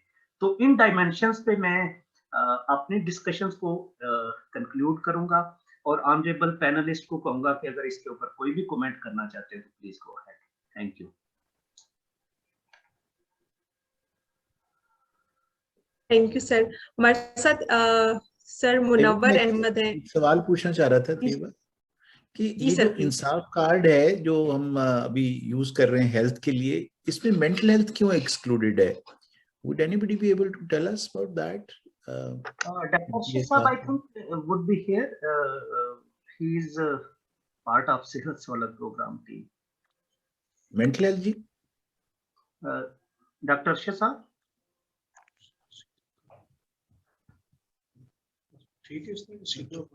मोहम्मद अर्शद साहब है। मैं सर आपको थोड़ा सर्च कर दूं कि जो इस वक्त आपका सेहत सहूलत प्रोग्राम है, basically it is covering only indoor health care treatment, not outdoor treatment. और इंडोर में भी जो इंडोर मेंटल हेल्थ क्यों नहीं कवर हो रही सर? आई थिंक जो साइकोलॉजिकल चीजें हैं वो शायद अभी इसमें कवर्ड नहीं है, जो मेरा नॉलेज है। साइकोलॉजिकल की बात नहीं कर रहा सर, मैं तो मेंटल इलनेस की, स्किज़ोफ्रेनिया के मरीज की, जो कि उसी तरह बीमार होता है और ज्यादा सीरियसली बीमार होता है, जैसे हार्ट डिजीज के मरीज हैं। ये तो कंप्लीट इग्नोरेंस है, I am sorry to report, कि हम ये समझते हैं कि साइकाइट्रिक के मरीज जो होते हैं उनको कुछ साइकोलॉजिकल प्रॉब्लम्स होती हैं, तो बड़े सीरियसली इल होते हैं और उनके पास, जैसे आपने बड़ा खूबसूरती से अभी कहा, कि वो तो डबल जेपर्डी में होते हैं कि उनका घर वाला जो प्रोडक्टिव है वो भी डिप्रेशन में है। तो ये तो लोग सुइसाइड करने वाले, जिनको अस्पताल में दाखिल किया जाता है, जिनको प्रोलॉन्ग्ड एडमिशन की जरूरत होती है, उनको एक्सक्लूड करना तो अपने एक तरह से मुंह के ऊपर सारी दुनिया को ये कहना है कि भाई देखो हमारी तरफ हमने मेंटल हेल्थ को एक्सक्लूड कर दिया। यानी जो दुनिया में, सारी दुनिया में, महजब दुनिया में बिलखसूस मेंटल हेल्थ को प्रायोरिटाइज कर रही है दुनिया, तो हम अपनी इंडोर केयर में उनको एक्सक्लूड कर दें, तो ये तो it sounds so embarrassing. Absolutely. Basically, they have certain defined packages of secondary and tertiary care, for example, and they have certain allocation of budget with each of the package. For example, if there is cesarean, okay, this will be covered by 20,000. So this is defined packages, and still they have lot of illness, even proper illness, which have not been covered in these. So I think I would suggest that कि आप जरूर किसी को जो है Sehat Sahulat program से भी invite करें, so they can further you can enrich their information and they can further tell you. Sir आप हमारे स्पोक्स पर्सन बने ना इसमें, सेहत सहूलत प्रोग्राम में, और उनको कन्विंस करेंगे ये क्या करें भाई, आप सिजेरियन सेक्शन तो बड़ा अच्छा है, very good, but how to prevent suicide, जिसको दाखिल किया हुआ है अस्पताल में उसको क्यों फंडिंग से बाहर निकाला हुआ है? Be our spokesperson sir. Absolutely, absolutely, absolutely. We will हम भी पाइड की तरफ से we will definitely contribute our side. जी please. Thank you. Thank you sir.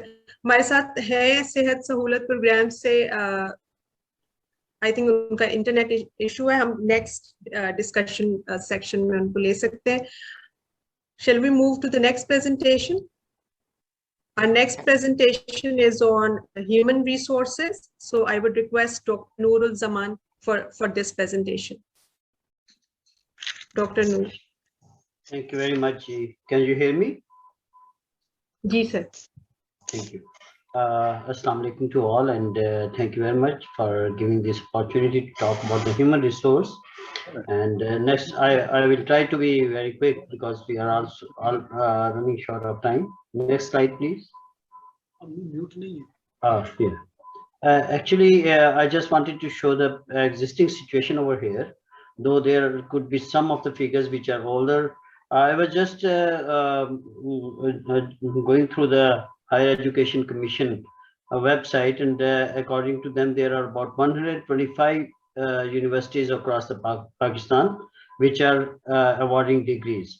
And if we actually exclude those which are for the specialized education,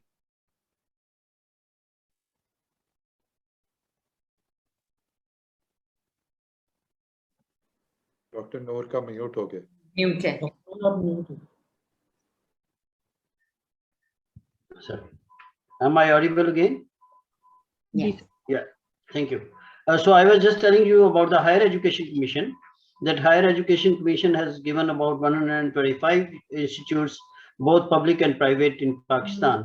And out of them, if we exclude all those which are actually into the specialized disciplines, still we have got more than 90 which are actually awarding degrees inclusive of the psychology.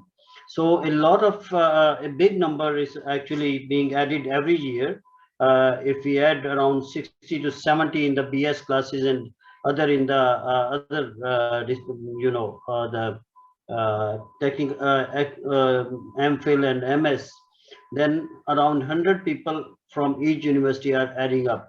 So this number is quite big as compared to the number which is mentioned over here, which is 2,000 psychologists are practicing into the public and private sector. As far as the addiction treatment is concerned, since 2012, drug advisory program of Colombo Plan, they have actually trained around 500 addiction treatment specialists. So that is there. Then we have got 135 plus credentialed in addiction treatment, 3145 social workers which are working in the psychological. Next, please. Yeah, this is about the doctors. They are not actually specialized in psychiatry. And then we have got about 13,000 plus nurses over there as well. When we come down to the occupational therapists, these are about 22 over there. So that is something which is very serious looking at this. As far as the health and mental health workers are concerned, about 100,000 plus are actually doing different type of work, but their training has not been taken up accordingly. Then we have got the homeopaths, hakims, religious leaders, as been explained by Dr. Munazza as well in her presentation. Go directly to the summary slide, please. Yeah. Summary, next. Yeah, next one. So basically, I just wanted to show it over there that as far as the HR is concerned, the number of trained people in the field of this mental health they are lesser as compared to the population, and this has been actually even talked by Dr. Shah during her actually when she was talking about the 220 million Pakistani population in Pakistan. So that is a very serious thing, and we have to look into that. Secondly, we have to go ahead and do some sort of accurate information is to be gathered over there. दूसरी बात जो है वो है capacity building के हवाले से. I have not shown you the slides related with the trainings, but training of staff, particularly in the mental health, that is lacking, and that is very important. Third is about the human resource, including homeopaths, hakim, religious leaders, counselors, paramedics, and others are to be trained as well. Then curriculum and training. This is a very serious issue because we don't have any specific curriculum when we talk about the nurses or those who are actually paramedics and others. They need to have some specialized curriculum which is related with the paramedics and other who want to work in that particular field. Appropriate policy is to be formulated, which we are trying to do out of it, and hope inshallah we will do we will make a good policy out of it. Coordinating body, PIL has already taken up the initiatives at the national and provincial and even trickling down into the district level. So that is something we are trying to do, that there should be specialized bodies for that. And as Professor Rana was just mentioning, that everyone has to play its role. When we talk about the Sahulat card, they have to play their role. And when we talk about the other disciplines, they have to play their role as far as this coordinating body is concerned. Then we have to adopt appropriate management strategies, including the leadership and motivating the staff. Thank you very much. Thank you, Dr. Noor. हमारे साथ sir Munawwar Ahmad है Alzheimer's Pakistan से to lead the discussion. Ji, Assalamu alaikum. My name is Brigadier Munawwar Rana, and I'm here because of my association with Alzheimer's. Since the last about 15 years, myself and a friend of mine, in fact, he started it off, Mia Wasa Saab, उन्होंने ये शुरू किया था to delve into Alzheimer's problems with respect to caregivers. ये मसला था, और वो था based upon his personal experience and a bit of mine at home also. So उस लिहाज से we got into touch because of this last 15 years. We got in touch with people suffering from Alzheimer's, which normally are people who are aging and who are at home. और उनके साथ हमारा in touch हुआ और फिर हमारा in touch हुआ with many professionals. Dr. Muaz Rana is here. He was a big support to us, and so was Dr. Farid Minhas. He was also a big support to us, and many others who were there. And we also came in touch with so many caregivers. So ये सारे तजर्बे के बाद हमारे जहन में कुछ बातें आज के डिस्कशन के बाद जो आई हैं वो कुछ यूं हैं 2000 और उसमें कुछ रीइंफोर्स होती हैं जो बातें ऑलरेडी हो चुकी हैं. मिसाल के तौर पर पहले वो बजट की बात हो रही है. इसके ऊपर हमने काफी कुछ करने की कोशिश की, लेकिन हमें वो बताया गया क्योंकि Alzheimer's is not a priority. Alzheimer's, which actually let me not talk about Alzheimer's. Let's say old age mental health, which overlaps with Alzheimer's, which overlaps with dementia. उससे overlap करती है. So old age जो आज का मजमून है, it is old age and mental health and nothing else. Nothing else. So old age के साथ जो हमारा था वो उन्होंने कहा कि ये हमारी प्रायोरिटी है ही नहीं है. गवर्नमेंट ऑफ पाकिस्तान की प्रायोरिटी नहीं है. जब तक ये प्रायोरिटी आती नहीं है और वो बजट के मतलब कॉलम नहीं आता और उस रिसोर्सेज के मुताबिक उसकी ऑर्गेनाइजेशन सेटअप नहीं होती, तो ये आपका मामला है कि आगे नहीं चलेगा, ये आपका प्राइवेट ही मामला रहेगा. एक बात. फिर उसके साथ हमारा थोड़ा सा खुशकिस्मती हुई बात में कि डॉक्टर यास्मीन राशिद जो कि आजकल पंजाब की हेल्थ मिनिस्टर हैं, अलील हैं, अल्लाह मियां उनको सेहत दे, लेकिन वो हमारी हैं और बड़ी एक्टिव हैं. उन्होंने पंजाब में ये हुक्म जारी किया कि हर अस्पताल में एक मेंटल हेल्थ का इशू प्रॉब्लम डिपार्टमेंट सेपरेट हो. और it was not related to old age, but mental health जब आप कहते हैं तो मोस्टली ओल्ड एज ही आएंगे. यंग एज आएंगे लेकिन निस्बतन कम आएंगे, लेकिन आएंगे सारे वही ओल्ड एज वाले ही आएंगे. सो वो उनके लिए बनाया. वो जो मेरी खबर ये है कि अभी तक वो फुली इम्प्लीमेंट नहीं हुआ. सो उस इम्प्लीमेंटेशन के इशू में और बजट के लिए तो यहाँ तक है. फिर उसके बाद जो हमारे जहन में बात आती है कि एक डॉक्टर साहब ने बयान किया कि प्रिवेंटिव मेजर्स कि they are most important. Yes, psychologically, Dr. Muaz Rana will probably bear me out. If such an issue regarding mental health of anybody, and more so of people who are aging and suffering from problems of physical disability, and also financial retardation, and also cognitive issues, वो जो है उनके issues को handle करने के लिए अगर शुरू से पकड़ा जाए या शुरू से हम सेंसिटिव हो जाए उसके लिए, तो probably the burden on the system will be less. And those people will get to the doctor and get to their pills much later, and they will be sorted out much earlier. Now, अब ये जो चक्कर है कि preventive है, ये ना अस्पताल में होगा, ना किसी डॉक्टर साहब के पास होगा, किसी और जगह नहीं होगा सवाए के घर में. जो घर वाले हैं उन्हीं को पता है कि ये ओल्ड एज बाबा या बाबी, ये इसके ज़हन में क्या चल रहा है और किस तरफ से जा रहा है और क्या इश्यूज पड़ रहे हैं. क्या इशू है जो कि आमतौर पर हमारे घरों में होता है, फैमिली इशूज होते हैं, सास बहू, ऑल दैट्स नॉनसेंस होता है, और वो बढ़ते बढ़ते बढ़ते बढ़ते एक अजदहा बन जाता है. और वो बन जाता है और फिर वो क्योंकि उनकी फैकल्टीज भी अभी थोड़ी सी कम हो रही होती हैं और दिमाग की जो वायरिंग है मेंटली वो भी बहुत हार्डन हो गई होती है, प्रेजुडिसेस जो हैं वो बिल्कुल पुख्ता हो गए होते हैं. तो वो उसके बीच में उनको काबू करने के लिए, उनको कंट्रोल करने के लिए या मैनेज करने के लिए it's the people at home. So people at home कौन है? People at home is the other people who are still able-bodied and also sharp in the mind. और वो घर में होती हैं ख़वातीन, और घर में होती हैं जो थोड़े से बढ़ते हुए बच्चे, खास तौर पे लड़कियां. लड़कों ने नहीं करना होता है, ये लड़कियों ने करना होता है, बर्डन भी उन्हीं पे पड़ता है, उन्हीं पे पड़ता है. तो ये जो प्रिवेंटिव वाला सीन पार्ट है ये घर पे है. अभी घर पे ये कैसे हो, स्टेप्स क्या हैं उसकी, जो एक तो है national awareness. Fine, national awareness बड़ी कमजोर है, हमें पता है बहुत कमजोर है, पिछले 15 साल से तैयार है. अभी उसमें जो हमारे बच्चे बच्चियां हैं, जैसे 9वीं 10वीं वाली, 11वीं 12वीं वाली, ग्रेजुएशन वाली बच्चियां कॉलेज यूनिवर्सिटी में, उनके पास उनकी तरबियत या उनकी तालीम का सिलेबस का एक पक्का हिस्सा हो. बेशक उसको नॉन टेस्टेबल करें, बल्कि बेहतर अगर नॉन टेस्टेबल करें ताकि उनको प्रेशर ना पड़े कि हमने फलाने पॉइंट कौन से गिन रहे हैं या कौन से मार्क्स कहाँ से लेने हैं. नॉन टेस्टेबल करें और वो उसमें उनको वहाँ पर हर कॉलेज यूनिवर्सिटी में ये अवेयरनेस पैदा करें ताकि ये बच्चे जब घर जाएं तो ये वो जो प्रिवेंटिव वाला इशू है उसको वो कर सकें, खुद कर सकें और किसी को बता सकें. क्योंकि जितने भी ओल्ड एज के साइकोलॉजिकल प्रॉब्लम्स हैं और मेंटल प्रॉब्लम्स हैं वो पिक्यूलियर होते हैं हर बंदे के साथ. I've got a mother at home. She is 93 now, or what, 94, I think. She's now 94. वो हैं, and she is कुछ ना कुछ active हैं, but mental issues इस किस्म के होते हैं और हैं.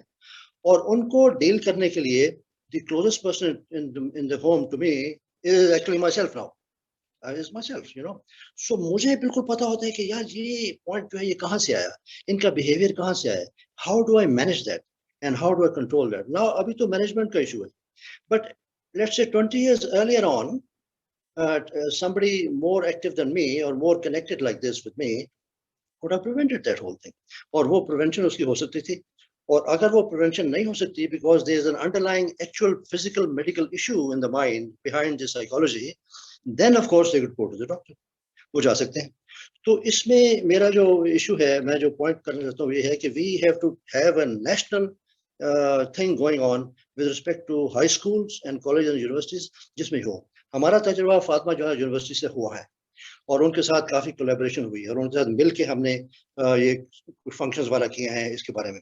And what I found was that the girls were very interested in the whole thing, very interested. और हमने जो workshops भी की जिसमें कि ये बच्चियां आती थी और केयर गिवर्स आती हैं उसमें भी they were very much interested कि हमें क्या किस तरीके से मैनेज करें, किस तरीके से करें, और वो discussions were very very fruitful. उसमें डॉक्टर मोहम्मद राना यहाँ बैठे हैं, he took part in a lot of them, in a number of them rather. अभी तो पिछले साल से नहीं हुई because of COVID and all that nonsense, so वो नहीं हुई, लेकिन ये वो वहाँ पर उनके जहन में ये उजागर करने वाली बात है, so that they become the minor trainers of people to handle the mental issues. I am not saying solving the mental issues, I am not saying treatment के लिहाज से, अगर ज्यादा चीज बढ़ती है तो ट्रीटमेंट के लिहाज से फिर भी डॉक्टर के पास जाना पड़ेगा, ठीक है, और उसके लिए वो जो रिसोर्स वाला एलिमेंट है वो आता है. एक तो ये है. The other is कि to start with ये सारे resources का issue तो बहुत ही huge है. इसमें there is so much of politics involved, so much other things involved कि आपको ये अगले पता नहीं कितने सालों ये जो है ना मेडिकल बजट के ऊपर होने नहीं लगा, और ये जो मेंटल इश्यूज ओल्ड एज के हैं ये तो बीच में आने नहीं लगे बड़े अरसा. तो क्या करें? अभी जो quick method probably earlier had to give relief to these people is कि हर एक तो हॉस्पिटल में एक हर तहसील के ऊपर या हर किसी गवर्नमेंट के उसके लेवल के ऊपर through the local government system फलाना एक ओल्ड एज पीपल के जो हैं क्लिनिक्स वो हों, old age mental emphasis. Now we are talking about not geriatrics as a whole because that also involve so many other things. आपके organs fail हो रहे हैं, फलाना हो रहे हैं, सिस्टम डाउन हो रहे हैं, तो सारा कुछ हो रहा है, वो और चीज़ है. लेकिन we are talking about the mental part. तो उसमें जो मेंटल पार्ट है ये through local governments and through saying maybe down to tehsil, maybe even lower down, वहाँ पर आपके ये इस किस्म के क्लिनिक्स हों जो कि immediately available हों. बड़े अस्पताल में जाना, सारे पाकिस्तान में चंद अस्पताल है मेंटल, कौन वहाँ जाए? कोई लाहौर है, कोई कराची है, कोई फलाना है, 5 हैं. आपको अभी बताया उन्होंने कि 5 हैं टोटल, और उसमें बहुत इश्यूज दूसरे पे रहते हैं. तो इसलिए ये जो है ये 2-4 चीजें हैं, इसमें मेरा ये ख्याल है कि मैं ये बयान कर दूं. Thank you very much indeed. Thank you. बहुत शुक्रिया रान साहब. Tayyiba, back to you. बहुत शुक्रिया. Very relevant areas उसमें we would need to work on, and we need to organize a separate meeting with Alzheimer's to look at कि इसको किस तरह integrate होगा. Back to you, Tayyiba. Thank you, sir. Professor Rana, shall we move to the next presentation as we are running short of time? Please go ahead, sir. Thank you, sir. So, the next presentation is on patient and public involvement and engagement. Next slide, please. So, first we need to understand what this PPIE is. This is basically actively involving and engaging with members of the public, not just in planning and designing the research or any health service related activity, but in the implementation of health related decisions as well. So this PPIE group can include patient, carers, family members, as Sir Ahmed has told us that they have involved they have caregivers on board in all the activities at Alzheimer's Pakistan. Can we go to the next slide, please? So what is our working group's approach toward PPIE? Again, it's just not just to involve them and to have their advice on the draft mental health policy, but also to help us in setting the quality standards and the implementation of the mental health policy as well. So by involving and engaging with the end beneficiaries, we want to make the draft mental health policy relevant, a relevant thing for them, and we want it to be focused on the end beneficiaries as well. Next slide, please. So what is our commitment toward patient and public involvement? So throughout all these 6 working groups, using the life course approach, we ensure to have at least 2 lay members in each working group. We want to have their input and views to inform the development of mental health policy. So we want their involvement in defining the priorities particularly for the older adult mental health. We want their input in setting recommendations for older adult mental health, and we want their voice in the quality standards, that are important for assessing the impact of mental health policy. It's not just involvement and engagement with the PPIE, it's also about how to empower this group. So another important focus is training and capacity building of patient and public. So can we go to the next slide, please? I will briefly talk about how we have involved this group so far. So as I mentioned earlier, we have service user representation in each of the working group. We are planning to conduct in-depth interviews with service user in each domain to make their voice, in the draft policy. And if we talk about the capacity building, we have already on board trained service users who are part of analyzing all these discussion group, the one that we are having at the moment. So that's how we have included the patient and public in this process of developing the mental health policy. So that's it from me. We have Jahan Ara Mia with us to lead the discussion for PPIE. Hi, thank you, Taiba. Thank you for that presentation on the PPIE framework. Is really comprehensive. And I think it highlights, the key importance of why we need to involve patients and communities in this dialogue. There's been some really interesting conversations, really some of the key issues that are faced by older adults, some of the challenges, and a few of the members have highlighted the key areas that need to be targeted and that dialogue needs to be continued. And this is one of the reasons why we need to involve patients and communities who are the most affected by these kind of issues in the kind of continuing dialogue that we are having on this forum. So I just want to open it up to the other panel members as well in terms of what your thoughts are in moving forward.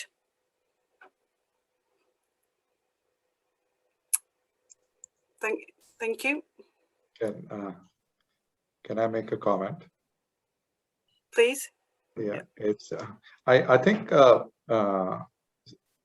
organizations like Alzheimer's Society, they being present here today, what we are seeing is the group has done really well in bringing people together on this platform, and we can only build on it from this Sahulat program to the members of the parliament. So I think this is a good example, and how best to build on it, that people can comment on that. Thank you, Prof. Shall we move to the next presentation then? Yep. So our next, thank you, Jahara. So our next presentation is on partnership and collaborations. I would request Farooq for this presentation. Thank you. So the presentation is basically based on the SDGs goal number 17, which is partnership and collaboration. Next slide, please. Now, almost 15 million people living in Pakistan are aged over 60, which is 7% of the country's total population, according to since 2017. While malnutrition and infectious disease are extremely prevalent amongst the poor in Pakistan, highest level of poverty has a great impact on health of the elderly in Pakistan. Next slide, please. Now, as today's session is basically based on the policy and implementation to how to draft a policy on older adults. And we know that the presentation and the whole session is basically based on partnership and collaboration. So we really think that Ministry of Planning Development and Special Initiative, Ministry of National Health Services, Ministry of Law and Justice, Ministry of Religious Affairs, Ministry of Human Rights, Ministry of Housing and Work, all these ministries have a vital role to play for making policy, for the implementation of the policy. And Pakistan Institute of Living and Learning is linked with all these ministries. Next slide, please. Other important stakeholders could be at the federal, provincial, and local level are Ministry of Planning, Development, and Reforms are special initiatives. This ministry is really important because they are the ones who are to plan for the next, like we have a Vision 2025 for Pakistan. So basically this is really important. Another one is Senior Citizens Welfare Council. Basically this is a council which has been made it back in 2014 and really working on senior citizens in Pakistan. Provincial health ministries, government, local government offices at the provincial level and then at the district level. Healthcare providers, national and international NGOs could also play an important role. Next slide, please. Now, basically in this slide, I really welcome the expert panel recommendations that for health and well-being of older adults at the national level, provincial, public and private sector. We are really open to all those organizations, ministries, government offices, private and public partnerships to collaborate with them and to move towards a better mental health policy to draft regarding older adults. So we really welcome you all to please suggest and recommend us if you really think that someone can play a better role. Thank you so much. That's all from me. Thank you so much, Farooq. We have Amy with us, Amy Blackmore, to lead the discussion. Over to you, Amy. Thank you, Taiba. Hello, everyone. And thanks so much for inviting me today. And my name's Amy Blakemore. I'm a lecturer and health service researcher at the University of Manchester. I'm particularly interested in research into mental and physical multimorbidity and involved in training practitioners who are working in the Improving Access to Psychological Therapy service in the UK. I'm really pleased to be invited this afternoon. I've learned so much from the presentations today about the current mental health provision in Pakistan and the goals and ideas that you have and are working towards for changes in the future. I'm relatively early career as a health services researcher and have been really pleased to have the opportunity to work in collaboration with PIL in the new but very active already older adults and multimorbidity group with Professor Hussain. There seems to have been so many good opportunities within that group to really start to develop and build on the key ingredients for collaboration around developing shared understanding and around identifying opportunities for better health, shared opportunities to promote better health. And there have been so many opportunities talked about in the presentations this afternoon as well for collaboration and for partnership working. So as mentioned in the first presentation today, partnership and collaboration is really vital to ensure that people are not working in silos, but are working together to implement good practice and to identify pockets of good practice and implement that across the country. There's also been many opportunities around international collaboration needed to share, test and implement good practice again.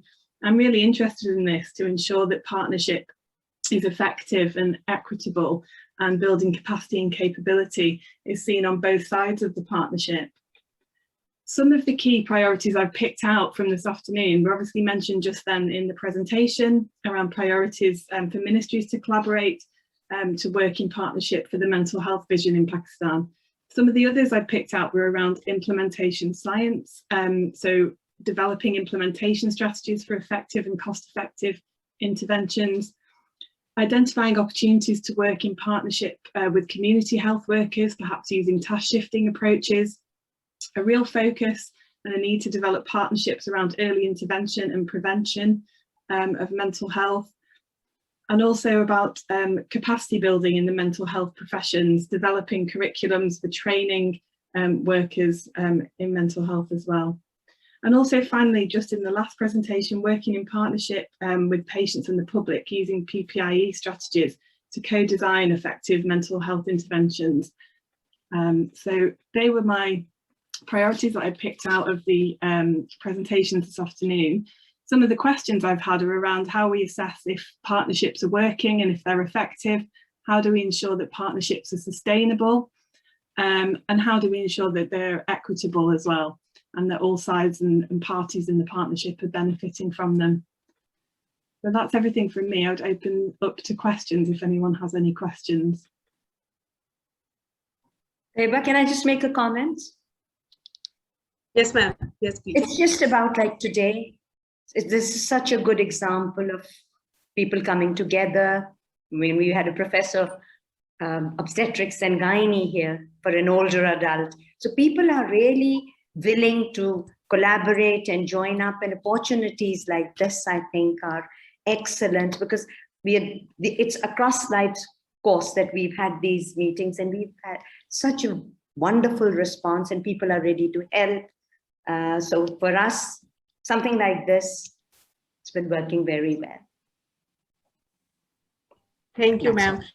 We have MTA Ramesh Singh Arora with us. So, sir, any comments? Yeah, thank you very much. Thank you very much. First of all, let me congratulate and appreciate efforts of the institute.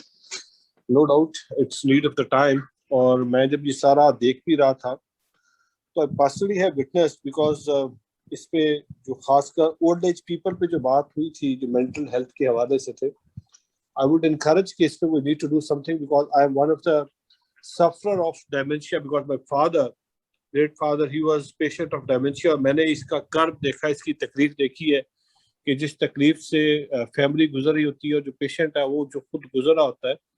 तो I totally agree with you कि हम बहुत सारी जगहों पे अपनी और खासकर ये आज आपका इवेंट इसलिए भी बड़ा इम्पोर्टेंट है एंड ये नीड ऑफ द टाइम भी है बिकॉज अभी आजकल बजट में डिबेट चल रही है और गवर्नमेंट ने कुछ खासकर हेल्थ के सेक्टर में कुछ एलोकेशन की है. तो वो जो बात डॉक्टर साहब कर रहे थे कि हमें इसको टर्शरी केयर से उठा के थोड़ा सा डाउन ग्रेड नीचे लेके आना होगा. जब तक हम इसको तहसील लेवल पे या जो हमारे THQs हैं, RHCs हैं, DHQs हैं, उस लेवल तक हम जब तक इसको नहीं करेंगे तो शायद बिकॉज अभी जो कोविड का वो गुजरा है और जो पैंडेमिक गुजरा है, जो लोग जिस तरह के स्ट्रेस से गुजरे हैं, जो सिचुएशन इस वक्त है, I totally agree with you and I really appreciate you. My support is always there. Wherever you feel I can extend my help, my support, that would be there.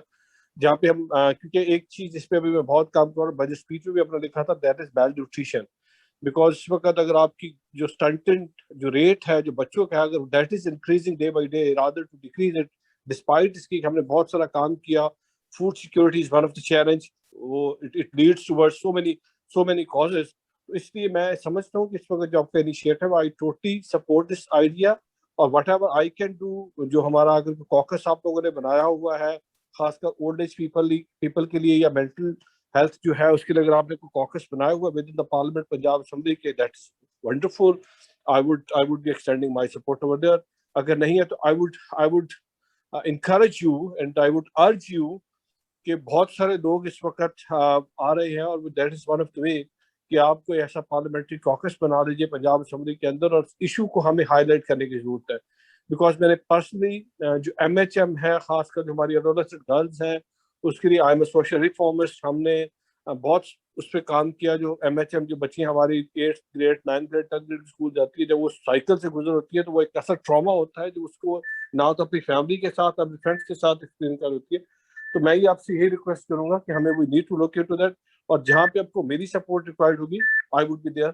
And wonderful presentations, wonderful discussions और मुझे I really appreciate जो पूरा जो काम करके जो लोग आए थे जिस तरीके से उनको इसको प्रेजेंट किया और खासकर आपको ऑर्गेनाइजर्स को और आपकी टीम को मैं मुबारकबाद पेश करता हूँ for organising such a wonderful event. Thank you very much. Thank you, sir. Much appreciated. My sir, Dr. Saima here from LUST. Ma'am, any comment before we move to Dr. Rana? Okay, Assalamu alaikum. Thank you so much for the invitation. I personally actually worked like from last 15 years in Alzheimer field, dementia, Parkinson, and neurodegenerative disorder. Last 12-13 years, I was in Germany and head of the clinical proteomics there. So I just joined NUST in 2019, and one thing I want to share, I discussed few projects with one of the head of healthcare provider, and the point was early detection or early diagnosis of these things, because from my side or what I'm working throughout my career, the main emphasis was actually in Germany, it was that if we can early diagnose the thing, yeah, either it is dementia or neurodegenerative disorder or any psychological thing, because they may have certain pathologies as well. Yeah, so he was just laughing, that person, I will not say the name, but he was a big head of the big prestigious healthcare institute, and he was saying, we Pakistani don't need these fancy things. For us, mental health or things like this direction or medication or cure or providing facilities for that, these are the fancy things. Because and now what I'm experiencing here in Pakistan, that for us, if we can make like from the point of view like funding or something, that for us, if we can make a stone and if we can sell that, that is much more important as compared to anything towards the medication or interventions towards the medications for the health or the mental health actually. So my suggestion is that still there is no medication for or cure for this dementia or different neurodegenerative disorders. The only thing what we can do is, if we can early diagnose or promote the research in this direction for the early diagnosis and for optimal management as well, and then yeah, towards the medication and care side, this is my recommendation. Secondly, what I think as a nation we are lacking is physical activity. We don't have much things for physical activity. Like for us, balanced diet and physical activity is luxury. Yeah, so this is for something a different class. For normal mediocre or below this level, they don't think that these things are important for the mental health. So I think these things are very much important. And if we can go towards the early diagnosis of these things or issues, that will be very much appreciated. Thank you so much. This is for my side. Thank you, Dr. Saima. Can we take one last comment from Dr. Imran?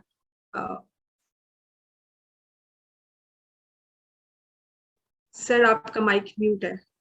Dr. Imran. Thank you very much. I've been listening. It's quite interesting. Being a trauma and orthopedic surgeon, worked in England for many years. Now back in Pakistan, as I earlier said, things are quite different. Now, as I earlier on, someone mentioned that there are only 2 healthcare facilities specifically related to mental health. Now, and this is actually a disaster, because money is, I think, when I look at the budgets, and I'll be giving my budget speech at the Sindh Assembly on Friday. Now we have a budget of around about 1.92 billion rupees. Baat ye nahi hai, baat ye hai till we tackle down corruption in health facilities, especially in our province of Sindh. And number 2, these private mental health facilities that are popping up in every single street here in Sindh, in Karachi, there is no one to govern them. There's not a body that should look after them. There is a so-called, I don't know what it's like in Punjab and Balochistan and the rest of the provinces, but in Sindh there's a body called the Sindh Healthcare Commission, which unfortunately is not doing its job properly. Therefore, these new clinics and hospitals and the mental health facilities are popping up, and there's no check and balance. Just close to where I'm working, there are, I think, about 4 or 5 mental health facilities that are private.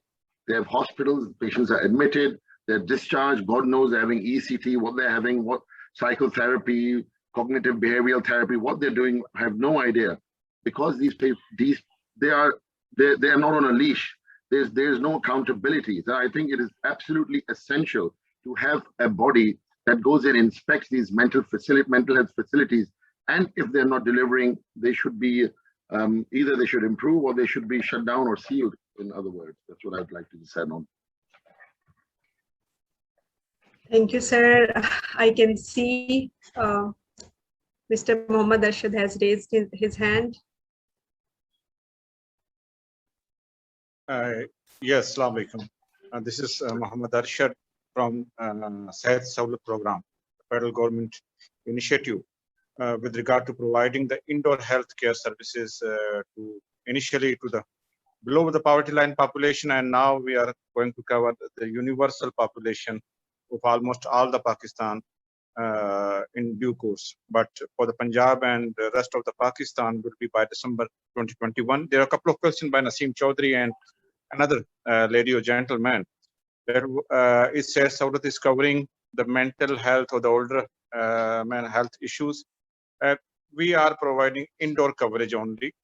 And secondly, most of the treatment for this in this case is being taken place at outdoor level, but complications arising due to mental health may also not be covered currently in the program purview, being a health insurance program, as mental issues normally are excluded from the health insurance coverage, but government can consider in future when we are going to revise the benefit package in future in next procurement, we may consider this to be included if there is any indoor treatment required.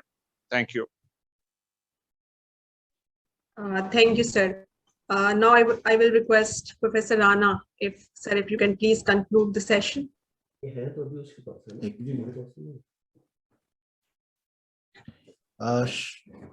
I think a very fruitful, useful afternoon that we have spent in the evening now, better half part of it, in which we've gone at length.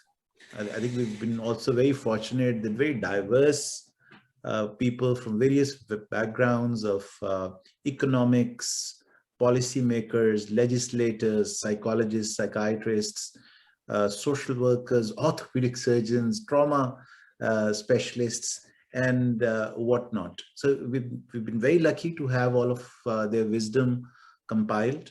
I think it's for me to thank them all for their contributions, for enriching this session with their contributions. I hope and pray that all these efforts towards improvement of the plight of the mentally ill in Pakistan eventually sees fruition, and in a year's time or so, we are able to go back to this day and say, yes, some very nice work that came out intellectually has been translated into tangible, visible action on the ground. And that is truly a tribute to a policy.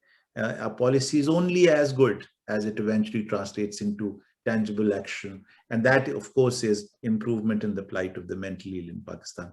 Thank you very much for giving me this opportunity to chair the session. I'm grateful to Phil. I'm grateful to all of you for bearing with me this afternoon. Thank you very much.